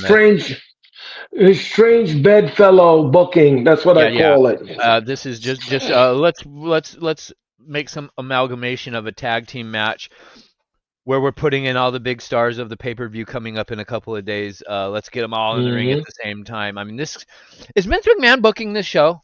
Seriously, No, has I Tony don't Khan know. reached out to Vince McMahon, and amidst all of Vince McMahon's trials and tribulations that he's currently going through, have they become friends behind the scenes I don't secretly? know. I'd be I willing to don't bet that know. they have. I'd be willing to bet that they have. Because Um, this booking of AEW is very, very reminiscent of WWE's booking about, I don't know, 6 or 7 years ago. um, yeah, like I said, the show. There were certain elements of the show that I'm over it already. I'm done of it. I'm not really invested in it anymore. Um, but then there were parts of the show where it was okay for what it was. Like I always use that word. It's okay for what it was. I'm not gonna say it was a classic. I'm not gonna say it was stellar or anything. It was good for what it was. And this is the Um, frustrating part, Earl, is that Revolution is probably going to be a decent pay-per-view. AEW 9 times out of 10 puts on very, very good pay-per-views. The problem is the week to week in between pay-per-views, when you should be building the story and the reason for the fans to care about the next set of matches at the next pay-per-view.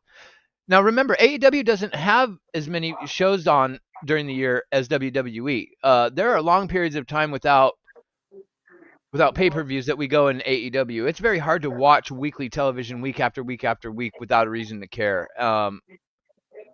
And I don't know. Maybe they just whatever their Tony Khan's worried about going up against in the ratings. Maybe because it's WrestleMania season. Whatever excuse he's got, I don't know. But well, this current version of AEW is not doing jack squat for me. I only yeah, had a couple of reasons to care as it was, Earl. I liked Swerve, I liked right, MJF, and I liked um, the Tony Storm and Mariah May, right? And not really right. much else outside of that. And then they've managed to ruin all of that. So I'm not happy with AEW Yeah, right now. yeah. I agree with you, Hologram. I've taken this company to the woodshed many times over. I Yeah. have. I have. And people have jumped over me and say, "Yo, you're negative. You're a WWE shill," and I'm like, "Okay, well, all right, okay, so be it." Um, yeah. Okay. Let's talk about this one before we wrap up Dynamite. Will Yuta took on Adam Copeland. Oh my Uh, God. he speared Yuta. Yuta then walked out on Moxley. Moxley's going to come into the main event of Revolution all alone, or so we think. And what else do I got to say about the match?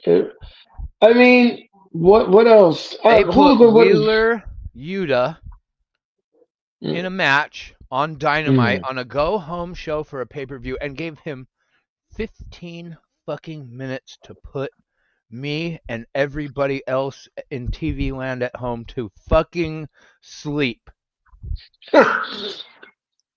Go fucking sleep. Uh, That's how you want people to get ready to pay $50 for your upcoming pay-per-view?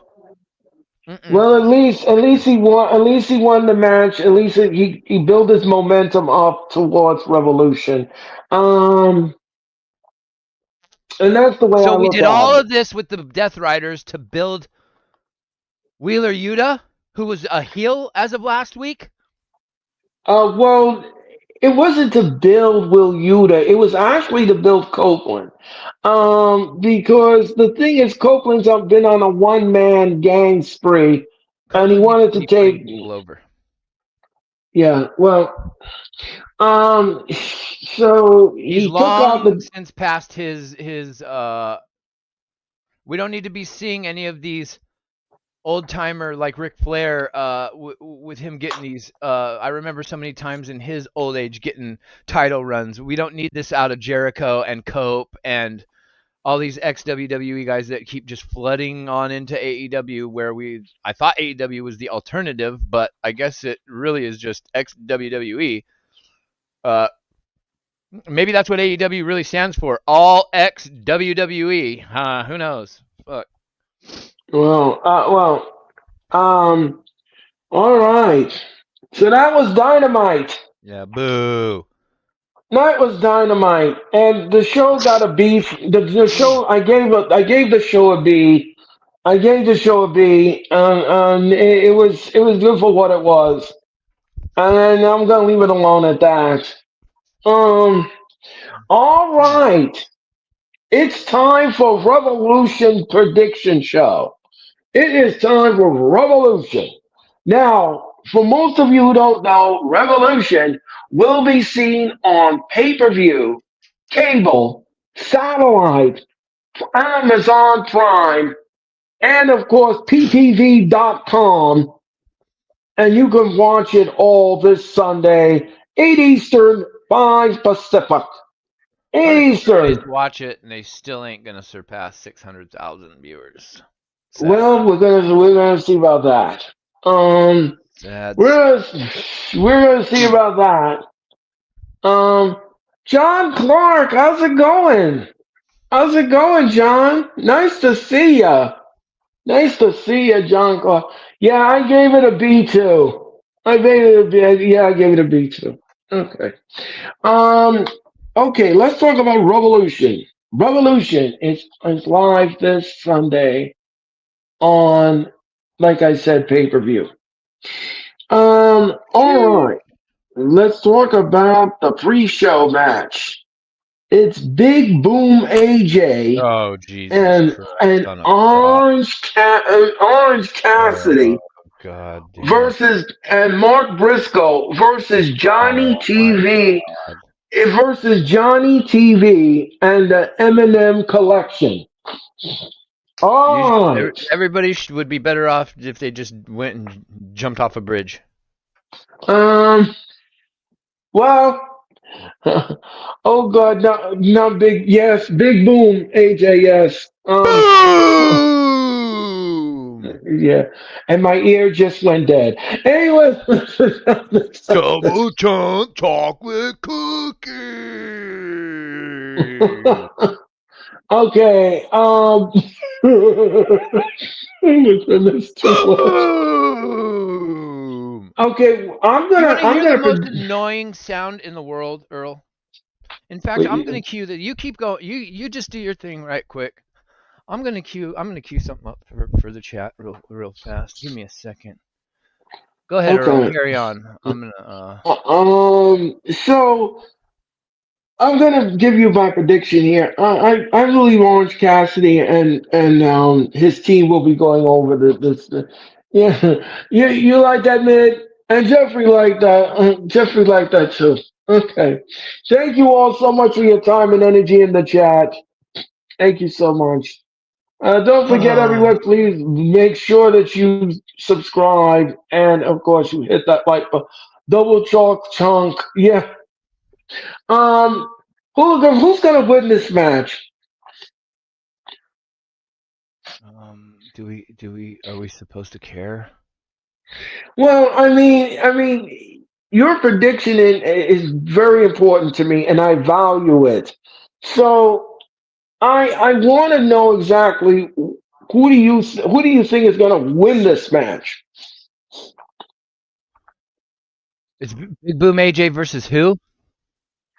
It's it's Big Boom AJ, Orange Cassidy, and Mark Briscoe taking on Johnny TV and the Eminem collection.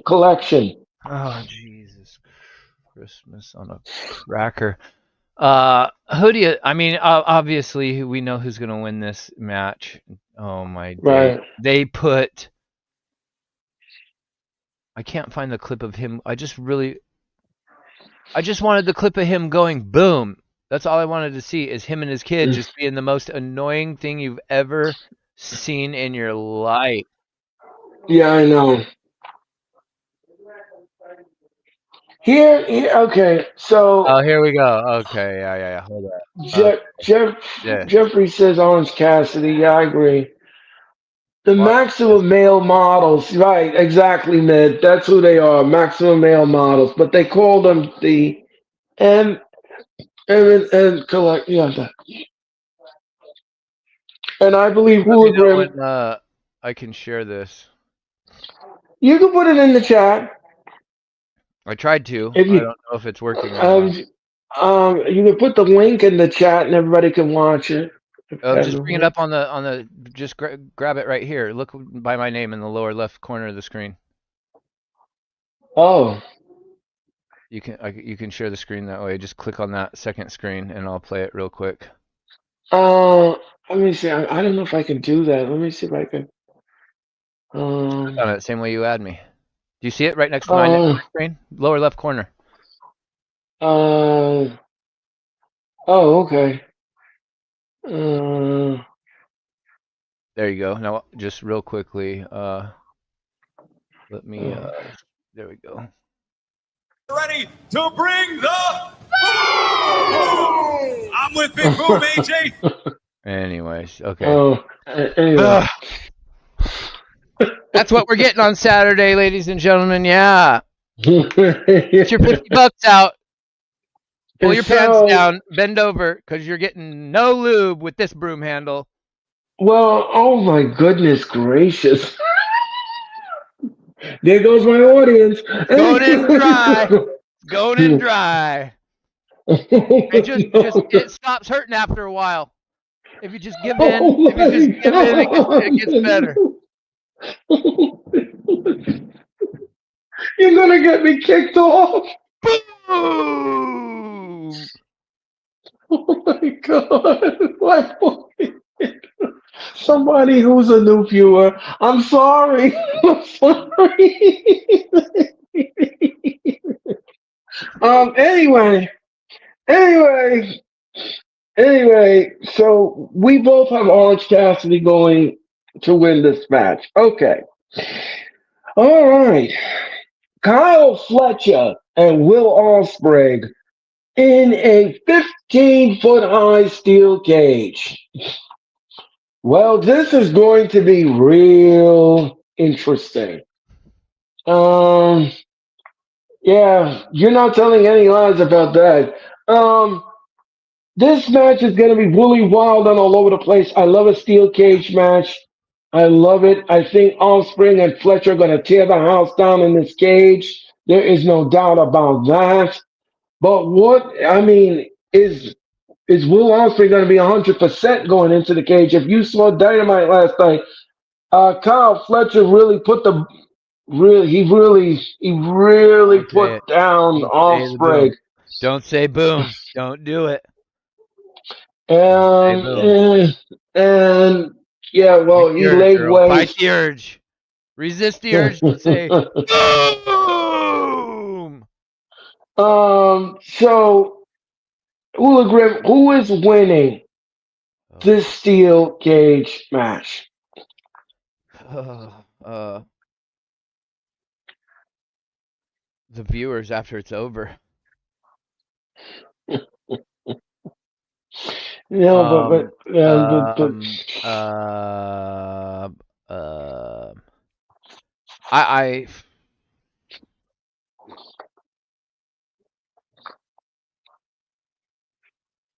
Who's in the match? Will Ospreay and Kyle Fletcher. You know, I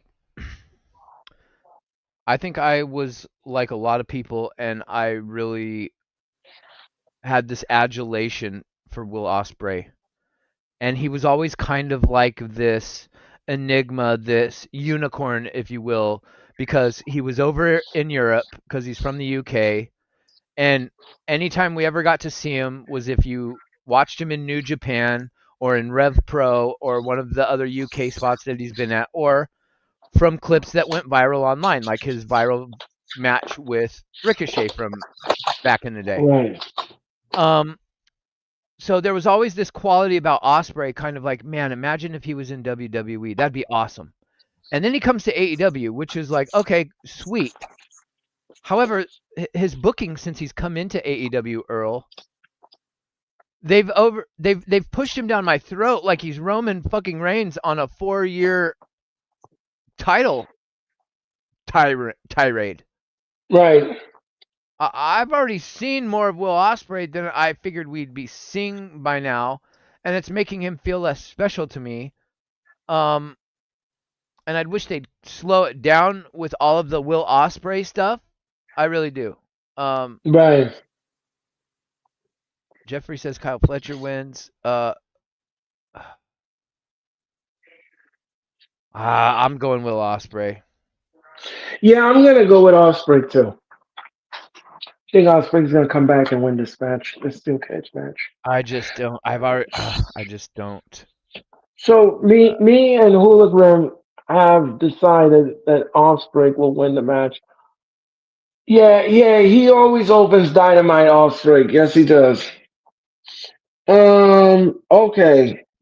Hangman Adam Page He's in the takes show. on what was that, I don't. Hologram? I don't think that match is going to open the show on Saturday. I don't think so. Osprey No, and Fletcher. No way that show opens the show. no. Uh, but you never know, Tony Khan. Um, MJF will take on Hangman Adam Page. Oh, Oh, right, Osprey my has a Almond marvelous Valley. Eastern. Yeah, I agree with that, Mid. I agree with that. Osprey with his amount of that. Oh, absolutely. Yeah. I agree with that assessment. All right, okay. So I'm gonna save my predictions for later. I'm gonna go to Hologram. Hologram, who is winning this match? MJF versus Hangman Adam Page.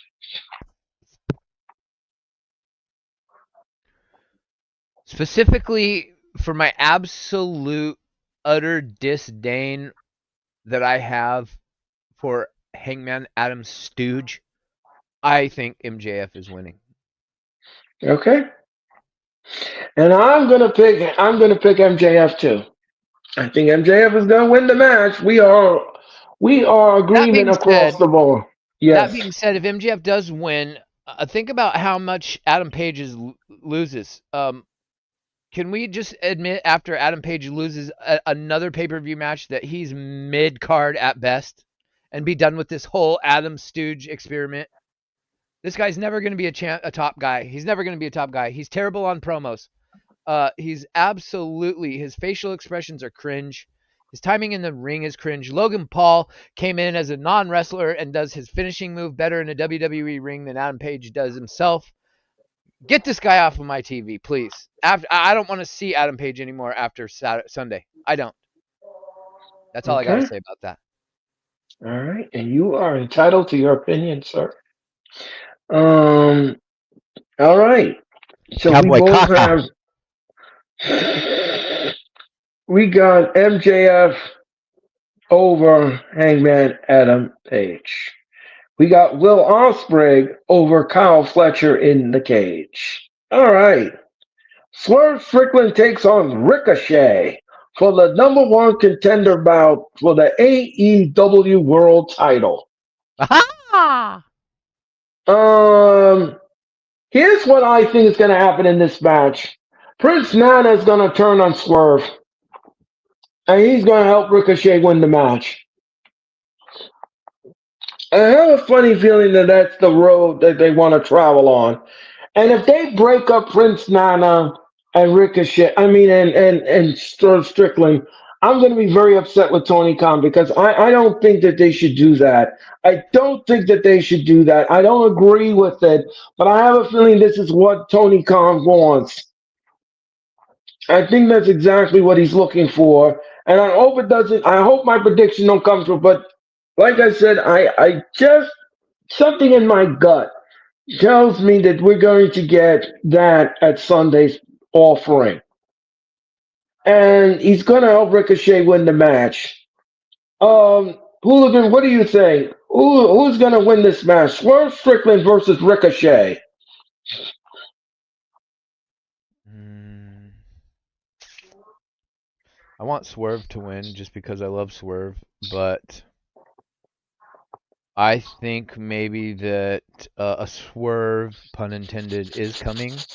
However, with them introducing Nana's robe in the mix of things, I feel like that's going to be that's becoming like the Paul Bear's urn from the Undertaker that got taken away, right? And then it became like it had this magical life force, and they desperately needed to get it back. I think that that's a similar route they're going down with this robe situation, and a lot of people in the IWC seem to think that this is going to usher in us seeing uh, um, Ricochet's better half, Samantha Irvin, coming into the company, and I think maybe if she shows up at Revolution, I think she's going to be wearing Prince Nana's robe. Well, that's interesting. I don't mind. I wouldn't sneeze at that. I wouldn't sneeze Because at that. in my mind, it would be a cardinal sin, Earl, to break up Prince Nana from Swerve. But that's what I mean. I Swerve mean, is actually not that great of a promo on his own, as evidenced by the promo he cut last night. yeah, no, There is an I get what. element to Swerve that is off, and let Prince Nana kind of ties. Swerve always had trouble getting completely over with the crowd. There's an element to Swerve that's not completely, that's kind of awkward and quirky, and Right. and Prince Nana smoothed that over and got the crowd completely invested into what Swerve does in the ring with his whole entrance and I swerve when I drive. That alone, adding Prince Nana to the mix for his intro, completely changed the element of Swerve when it came to the fans. If they give that to Ricochet, because Ricochet does need a mouthpiece, he's even worse on the mic on a promo than Swerve is. And I agree that he needs a mouthpiece, but I don't agree that they should break up. I can't see him breaking up Swerve and Nana. And if they do, if your prediction is right about, oh man, I don't know where they what they do with Swerve after that. I don't really know where he goes without Prince Nana. I can't see him without Prince Nana. Yeah, like I said, I agree. I agree with the assessment. I agree with the assessment. I do. Um, let's see. Take it for Will back. Yes. Will Osprey always? Yes. Okay. No, he's overbooked. Yeah. Osprey. Yeah, I read that. Adam. Okay. Swerve wins. I can't Swerve's see got to them win. I doing. can't see him. Yeah, Jeffrey. And if Samantha doesn't come into the company and do what everybody's saying that and wear Nana's robe, maybe Nana gets his robe back at the end of this match, and this is just like a one-off, and they're done with it. I hope so. I don't want to see this version. I don't like this version of Ricochet Earl. I really don't. No, I don't like this heel Ricochet. I'm just Aha! I'm not a fan of it. I think the heel. First of all, the heel Ricochet sounds when he does a promo, it sounds like an 8-year-old, and it's just it comes off way off. It's not an adult talking. It really isn't. I'm not a fan of it. I don't like the way he talks on the mic. He needs a lot of work with that, and he needs a lot of connection with the audience as well. What Um, what I never understood about Ricochet is before he got to NXT, he went on Stone Cold Steve Austin's podcast. Okay. Steve Austin really put him over, and I believe during the podcast even brought up to Ricochet with, I think he mentioned the fact with some mic time under your belt, you could really be something special. The way that interview was conducted and how Ricochet responded to Stone Cold and how he talked, I don't know why somebody didn't ever tell Ricochet, hey, go rewatch yourself on that podcast with Stone Cold and be like that. Talk like that. If Ricochet talked like how he did to Stone Cold, I think he would get over with the audience. Yeah, I didn't see the podcast. I didn't see it per se. I didn't see it per se, but I'm going to tell you this much. I'll tell you this much. I'll tell you this much. Um, I think he needs some work. I think he needs some work. He really does. So Do you know what was so great about the Macho Man? Macho Man was great because the way he talked and his persona was how he was in real life. mhm. Ricochet doesn't go around going, aha, in people's face in real life. Right, So right, right. that element of his gimmick feels very unnatural and forced, Yes, and it's not right? necessary.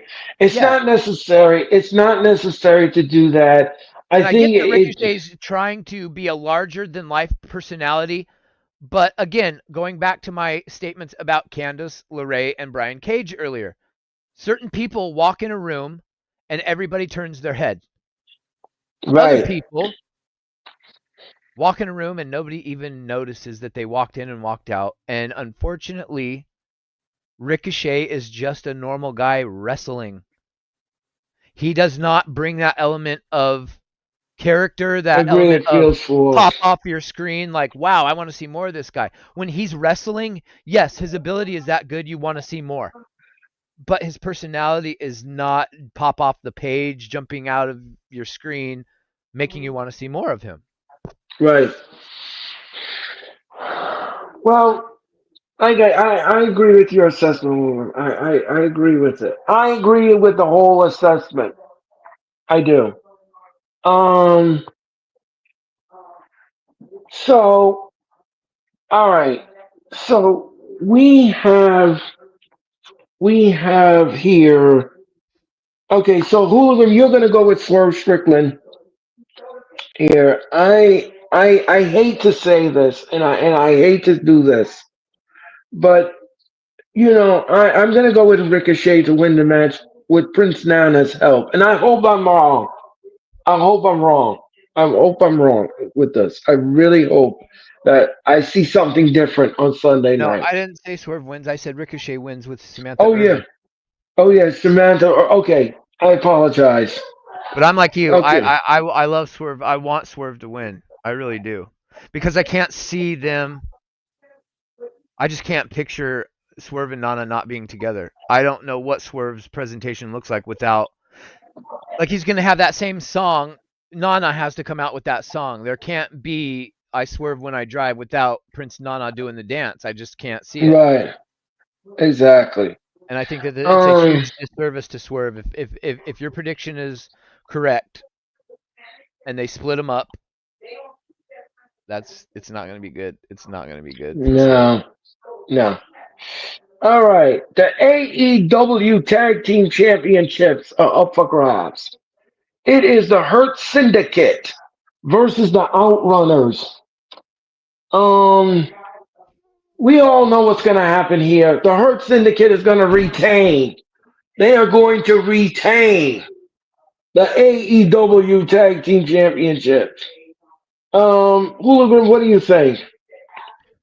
I know that it seems like the Outrunners are kind of like these darlings of AEW in the tag team division. Like, the crowd really seems to be. They're kind of like how Bryan Danielson was in WWE when he was Daniel Bryan. Right, Like, the crowd, like, he just kind of came out of nowhere and he was just kind of this quirky dude.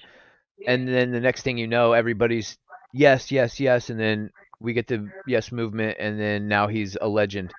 I feel like something similar. Not saying they're going to have the same career trajectory, obviously, but there's just something brewing with this team, the Outrunners. However, I don't know because the Hurt Syndicate just got there. So why would Tony Khan really give them the belts just to put the Outrunners over right after the Hurt Syndicate won the titles? They've got to have somewhat of a decent run with those things, you would think, yeah? Yeah, well, Right? I don't. Yeah, I mean, I agree. I agree. The Hurt Um, Syndicate, I just don't know because then you're also killing them. I don't like this matchup because if the Outrunners lose, you just killed all of their momentum that you've been building, that you've been giving them with all these wins that they've been acquiring over the weeks. Why would you do that? well, But then also, yeah, why would well, you have the Hurt Syndicate come in, win the titles, and then give them right up to the Outrunners, who I don't like this pairing at all. I really don't for either of these teams. I don't want either of these teams to lose. no, but I'm gonna say the Hurt Syndicate retains. They're gonna retain. Here, it's a no brainer. It really isn't because like Hooligan said, I mean they just got those tag team. I don't think you want to make them drop them to the Outrunners this quickly.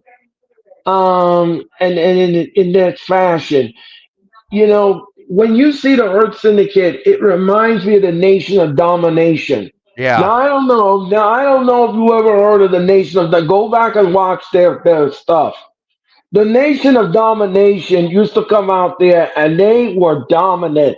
Their name fit Hmm. because because when they went up against people, they put them down and they put them down in dramatic hurt fashion. And Man, what a then great faction that was, the Nation of Domination. Yeah. oh yes, oh yes it was. Oh Farouk, yes it. Rock, D'Lo Yep, Brown, Mark Henry. yep, yep. Man, That was big back in the days. you know, I some people forget how long Mark Henry's been around for. He's been around a long, long time. Yes, yes, Jeffrey. We are the nation of We domination. are Yeah, the you're right. nation of domination. I Yeah, I remember remember that. that. I remember that. Yes. And Who that is doesn't remember OG. that? Yeah. And I'm old school, but I'm cool, ladies and gentlemen. That is my tagline. That is the Earl's old tagline. school, but he's cool. That's right. Um. All right. The TBS Championship is up for grabs. Mercedes Monet will take on Momo Wantaberry. Um. This match is gonna be. This match is gonna be. Here's the thing. I am over Mercedes Monet. I'm over it. I think Momo. I would love to see Momo beat Mercedes Monet. I would love to see it. I would love to see it. Um, my prediction in this match, we're gonna get a new TBS champion, and that's it. You think I, Momo Watanabe is taking the TBS title off of the belt collector? well, I don't like You don't Monet's. think that Tony Khan is going to send Monet with all those belts Tony Storm's way to collect one more? I don't like hearing that. I really. I don't. I don't see what the point of her getting all these belts is unless she gets the women's title also, you know? Well, yeah. I mean, And God I bless us want to. all once that happens because she's going to be AEW's Charlotte. I mean, she already is the Charlotte Flair of AEW. But if they send her to Tony Storm to take Tony Storm's title, if that's where they're going with this after Saturday, God help us all in the AEW women's division because we're in for a rough road. Yeah. Like I said before, I'm over the Mercedes Benz gimmick. I really am. I'm over it. Sorry to put that in the universe like that, but not. Yeah. I want to see Momo win the match. I really do. I want to see something different in this program. I'd rather see Um. Mina Shirakawa shake her tits, but that's just me. Oh my goodness. Oh my god. And, I I'm just keeping it. I'm just keeping it real. yeah, and So talk Mercedes about is Wilder like and man, Roy. Oh, there you cause go. yeah. Yeah. So I'm gonna predict Momo's gonna win the match, and she's gonna win the TBS championship. That's what I I, like to and see. I'm predicting that Mercedes Monet is winning. Yeah. As much as I hate it, I think they're I would just love going to to. have her keep winning and winning and making us angrier and angrier and angrier. Yep. All right. Let's move on. Uh, Takeshita will take on Kenny Omega for the International Championship. Um, this match is gonna be great. I love me some Kenny Omega. I do. I'm a huge fan of Kenny Omega, and the International Championship is up for grabs. But Takeshita is a tough cookie. He is a tough cookie, and he is controlled by Don Callis. And this match is gonna be physical, and it's gonna hurt. Um, Whoever makes the mistake in this match, that's who's gonna become champion. That's who's gonna become champion. But now the question is, who's going to be the international championship? So I'm gonna say my predictions in a minute. I'm gonna turn to my friend Mr. Hooligram. Hooligram, in your infinite wisdom, who is winning the AEW International Championship? Now, did you see the story the other day that they are getting rid of one of the titles? They're going to combine the Continental and the whatever other. What are the two mid card titles in AEW? The Continental and And the international? International. Thank you. They're combining those Okay. two. I read the other day. Okay. Um, that being said, I mean, shit.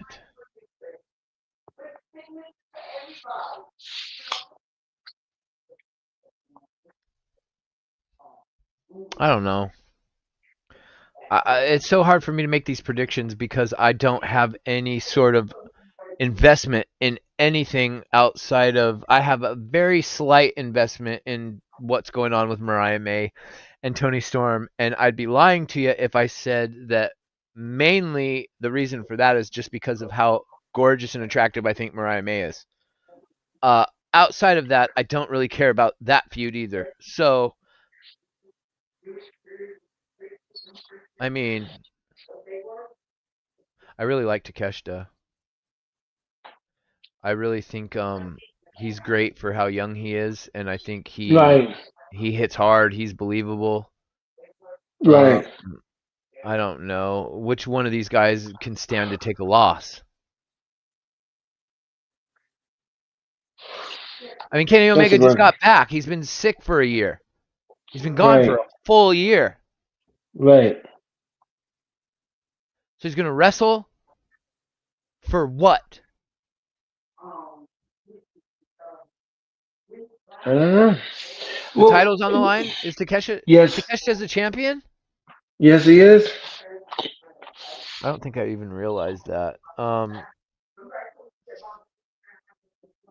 So Kenny Omega is gonna win the international championship or the Continental Championship, and then what? Is he back to being an EVP? Is what happened to the Young Bucks?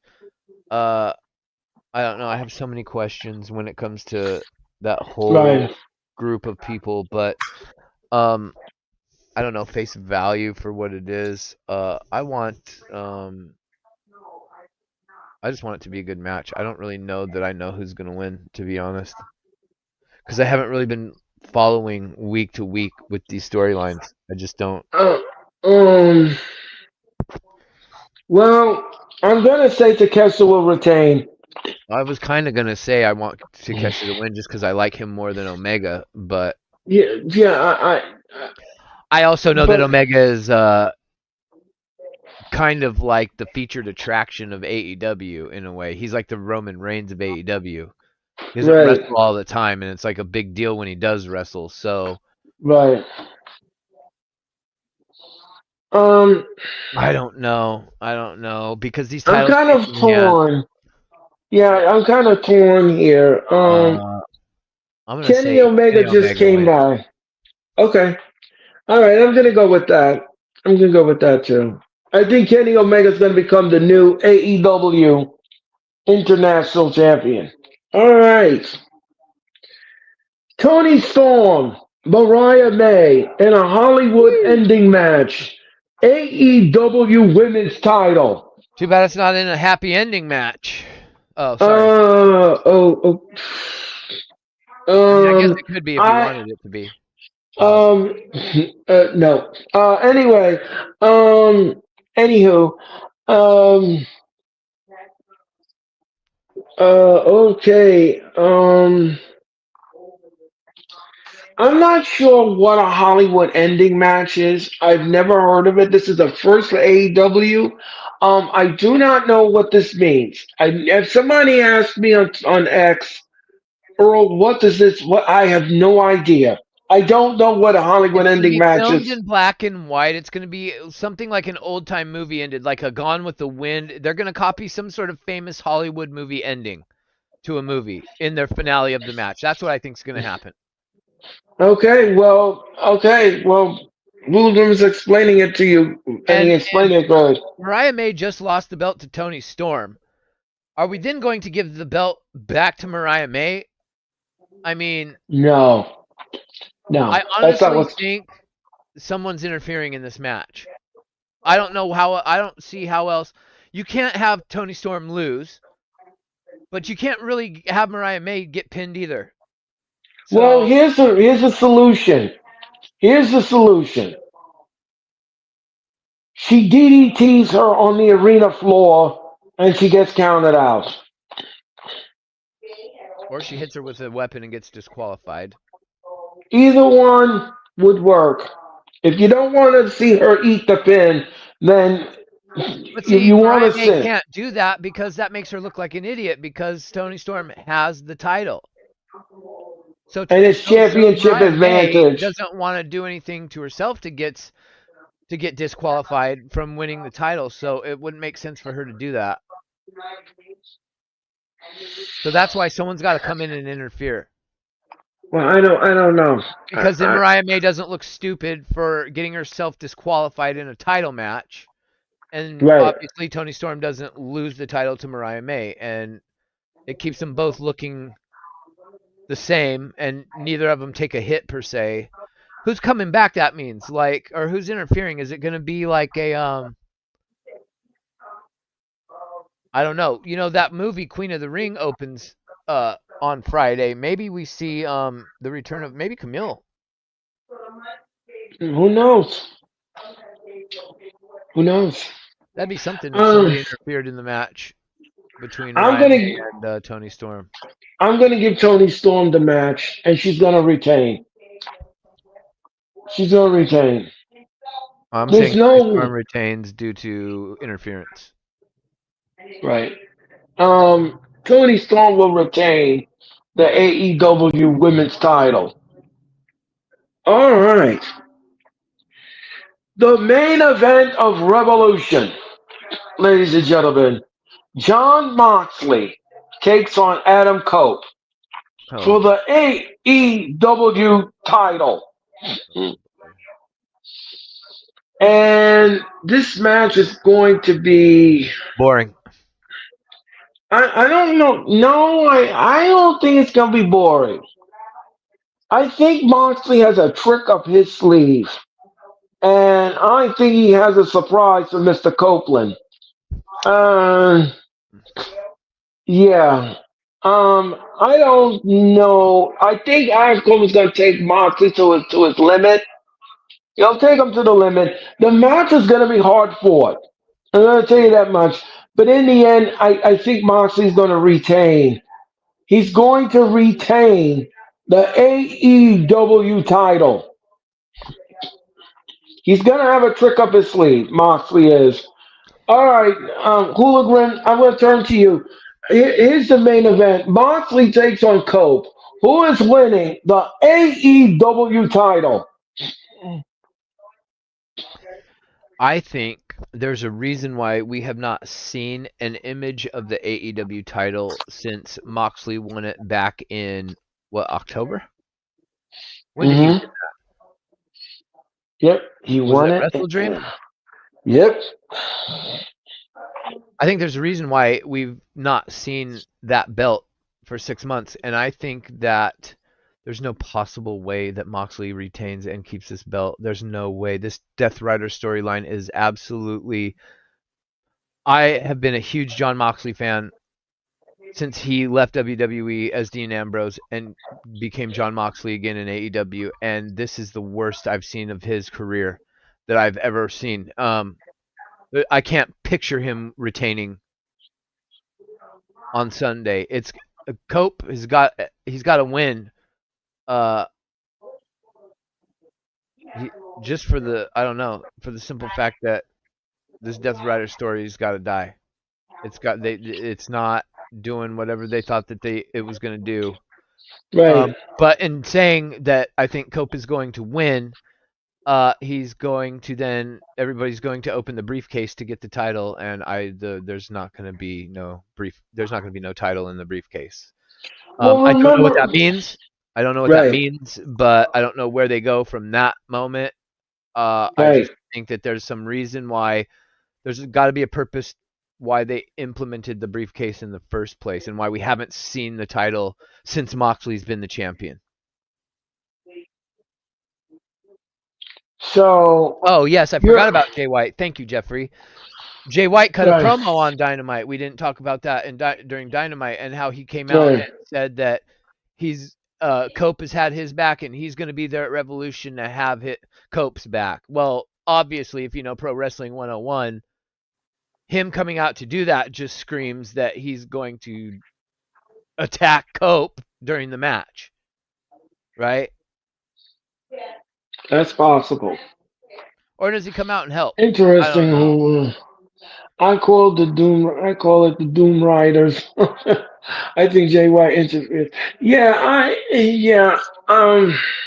Yeah, Copeland's got to win just for the sheer fact that we haven't seen the title in like 6 months, and this Death Rider storyline is absolutely horrendous. Someone still needs to explain to me why the F we're seeing Roderick Strong's wife getting beat up in this storyline that makes no sense because she's walking out with Moxley and not her husband. And when did Roderick Strong get back with Adam Cole and Kyle O'Reilly? They Um. they were a- just fighting each other a couple weeks ago. As Tony Khan. Okay. I Here's the digress. thing. Yeah, I digress myself, if you will. Um. Okay. Here's the thing. First of all, Marina Shafir. Let's talk about Marina Shafir for a second. She Sure. has been beating up men on the storyline, and the fans of AEW have said to, and have said loudly on X, when is she getting her just dessert? Well, Tony Khan heard the cries of the AEW faithful, and he says, "Well, you're going to get a concerto this evening," and that's exactly what happened when Willow Nightingale did it to her. Why didn't Um, her husband come running out? well, because it's not part of the it's he's not part of the storyline. You I have to mean, remember you have to remember one thing, Ula. I don't know if you know this or not, and I'm going to tell you this. Moxley is control. He is in complete control of this storyline. Okay, no. he is in complete control of the story, and so he tells Tony Khan what will happen in a match, what's going to happen in the end, who could come out, who can't come out, and everything. So this is how he's controlling it. This is how he's controlling it. And when he comes on At TV and least he, if you don't explain to us why she's with you and not her husband, at least when she gets pancaked with a concerto, at least have her husband come running from the back to make sure she's okay or not. At least give some sense of realism. Like, we know he's not part of the storyline, but at least go check on your wife who just got crushed in the cranium, for crying out loud. It's goofy. Well, well, It's the little attention to detail that AEW, they don't pay attention to these little things. no, they don't. And it's But hard when you have one company that does pay attention to the details, that helps add to the realism and pull you in and get you invested. Then you turn your attention to the other team, yeah, I and you agree. want them to be doing the same shit, and they're not, and they're insulting your intelligence every step of the way. And it's like, it makes me just want to throw up two double fingers and fuck AEW. Like, seriously, Right. like, I am not interested or invested in any of these storylines. And I'm Um, sure Revolution is going to have great matches. I'm sure these guys are all going to go balls out. And what is it for if nobody cares? John Cena literally changed his facial expression, and the entire world lost their fucking mind at the exact same time. On right. Saturday night, March 1st of 2025, the entire world saw John Cena change his facial expression. That's all he did. His smile went to an evil, menacing look, and that's all anybody's been talking about. Saturday, Sunday, Monday, Tuesday, Wednesday, Thursday. We're on day 6 now. And Yeah. John Well. Cena's facial change has completely overshadowed this AEW pay-per-view. And that's a problem. Well. Well. I'm gonna tell you something. I'm gonna tell you something. Tony Khan is only in for revenue, and that's what he's looking for. And Well, he won't address any problems with his booking, with his live event, or anything else. Tony Khan will not address them. They asked him in media scrums about it, and he changes the subject every single I know. time. I know. And then And there he'll is yap at the media scrum after somebody asks him a great question that he denies or shies away from. He then pivots to something nobody gives a shit about, and then he talks for 45 minutes about it. It's absolute insanity. well, yeah. He doesn't want to talk about it. He doesn't want to talk about I it. He, know. he will not address it. He won't address it. So Why do we we still could. tune in? You know, do you think that we'll get some change if everybody would just turn the fucking show off? If we just turned off You, Dynamites on Wednesday and we just turned the pay-per-views off, you think maybe somebody in the company will start listening? no, Yeah, probably not. no, because you're just another face passing through. They'll get new viewers. They'll get new fans, and that is what wrestling is all about.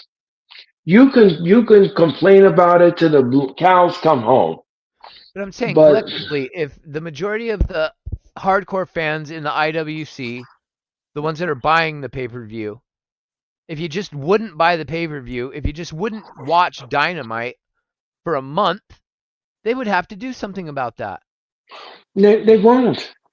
They won't. They won't. All Tony Khan I know cares it's a about pipe is dream, that but it's a mo. All he cares about is the that's what I mean. money. If you turn it off, then he's not making money. There are people that still watch. They still watch. You can turn it off if you want. That's your prerogative. Yeah, I That's know. your prerogative. That's your He's already right. gotten paid, so it doesn't matter if we turn it off or not. He already Yeah, got his money. exactly. So I mean, it's Pisses me off, Earl. there's none. I know. I'm angry myself. But I have to do my job, and I have to watch Revolution, and I have to call the matches, and I have to do my due diligence, Yeah. and I have to rewind the show next Thursday on Dynamite. I mean, on the Wrestling Experience. We will rewind Revolution next Thursday here on the Wrestling Experience. We're gonna rewind it. We're gonna talk about it. I'm gonna tell you what I liked, what I didn't like, and everything else. So join me in the chat next Thursday night for the Wrestling Experience, and I'll talk about Revolution. Okay, so I have Moxley retaining, and Hooligan says that Adam Copeland is winning the title. Oh, if Moxley retains, I'm gonna be absolutely fuming. Oh, I'm gonna have it's. I'm gonna crash out, Earl. If Moxley retains, I'm gonna crash out. Mm. Well, we'll have to see what happens with that. I'm gonna have a crash out, But Earl. It's not gonna be good. I know Hooligan. I know. I know. It's not what anybody wants, but you know what? It like the old saying goes, it's best for business. What Um, what what's Cope gonna do if he loses? Where does he go? I don't. You know what? I don't know what program they're gonna put him in. I have no idea. I have no idea. But like I said, he could win the title, but I just have a feeling Moxley has something up his sleeve for Cope, and he's gonna retain that title. Now remember, Moxley said that the AEW title doesn't belong to AEW. Well, then who does it belong to, Mr. Moxley? Who does it belong to? Because I'm confused. It does belong to AEW. It does belong to you. You know, technically you won the match, yes, and you are the champion. But you said it doesn't belong to. Yes, it does. Just like you belong to AEW. So anyone, that is Revolution, and that is going to do it for the wrestling experience. We have given you wrestling analytics for 2 hours and 45 minutes. I have discussed everything from Sutra that you're going to see this week and this Sunday, and we're going to close the weekend with Revolution. This is going to be AEW's first pay per view offering of 2025. And this is going to be something else. I'm not going to say it's not going to be nothing short of sensational, but we're going to have to see. We're going to see what happens this Sunday at the Crypto.com Arena in Los Angeles. I'm going to be on the air with Revolution. I'm going to do Revolution this Sunday, and I'm going to be on the air at 7:50 Eastern Time. We'll be on the air at 7:50, and it's going to be a long, and when I mean long, ladies and gentlemen, I mean a long evening of wrestling. Because if you know Tony Khan, you know over the weekend he's going to add more matches to this Revolution. He will add more. He will add more. And if you like wrestling, if you like more wrestling, then you're going to love AEW. What are you doing over there? Should I do both at the same time? Oh my god. Oh my god. Well, It was a ladies first and for gentlemen. me, Earl. It was definitely a first for me, sir. Hooligan, thank you so much. Thank you so much for gracing the wrestling experience stage. I had a lot of fun with you tonight. It's been great. I want to thank you all in the chat. Thank you all in Thanks the for chat having me, for sir. watching. Yes, Thank you, and thank Jeffrey. you. Thank you to Midmost Mark, my Yeah, buddy. Thank you Midmost to Mark, thank everybody. you so much. Thank you, Midmost Mark. Thank you so much for popping into the Bruce, chat tonight. who else is Bruce, on in? thank you. Thank you very much, Jeffrey. Thank you. Cena is starting my soul, but yeah, yeah, John Jeffrey. Clark So, showed up. John Clark, thank you so much for your time and energy. So, folks, that's gonna David, do it. David, Wesley thank you, West. Thank you, everybody. Wesley. Thank you, everybody, for watching the wrestling experience. We greatly appreciate. We appreciate you, Jeffrey. Don't forget tomorrow night. Don't forget tomorrow night. We're going to do WWE SmackDown. SmackDown will be live tomorrow night on my YouTube channel and X. So if you want to join me, yeah, if you want to join me for SmackDown, I'll be on the air at 7:50 Eastern Time on the USA Network, and I'll bring you SmackDown from Philadelphia. Who Watch knows what this we're gonna one. get tomorrow night? What was that, Hulu? I'm telling the chat, watch this man tomorrow. Yeah. Yeah, so I'm gonna be on the air at 7:50 Eastern time. Tell your friends that I will be on the air at 7:50 for SmackDown. And that is gonna do it for me for the wrestling experience. I want to thank Hologram. I want to thank everyone in the chat. I want to thank you all for watching tonight. It's been a long show. It's been a jam-packed show, and I had fun giving it to you like nobody's business. I'm Earl Cole. Thank you all so much for watching the wrestling experience, and I'll see you Cena's in the 20. goat. Yeah. And ladies and gentlemen, thank you so much for watching Wrestling Experience. I'll see you in 24 hours for Friday Night SmackDown from the city of brotherly love. Thank you so much, everyone, and good night, and have a great rest of your Thursday.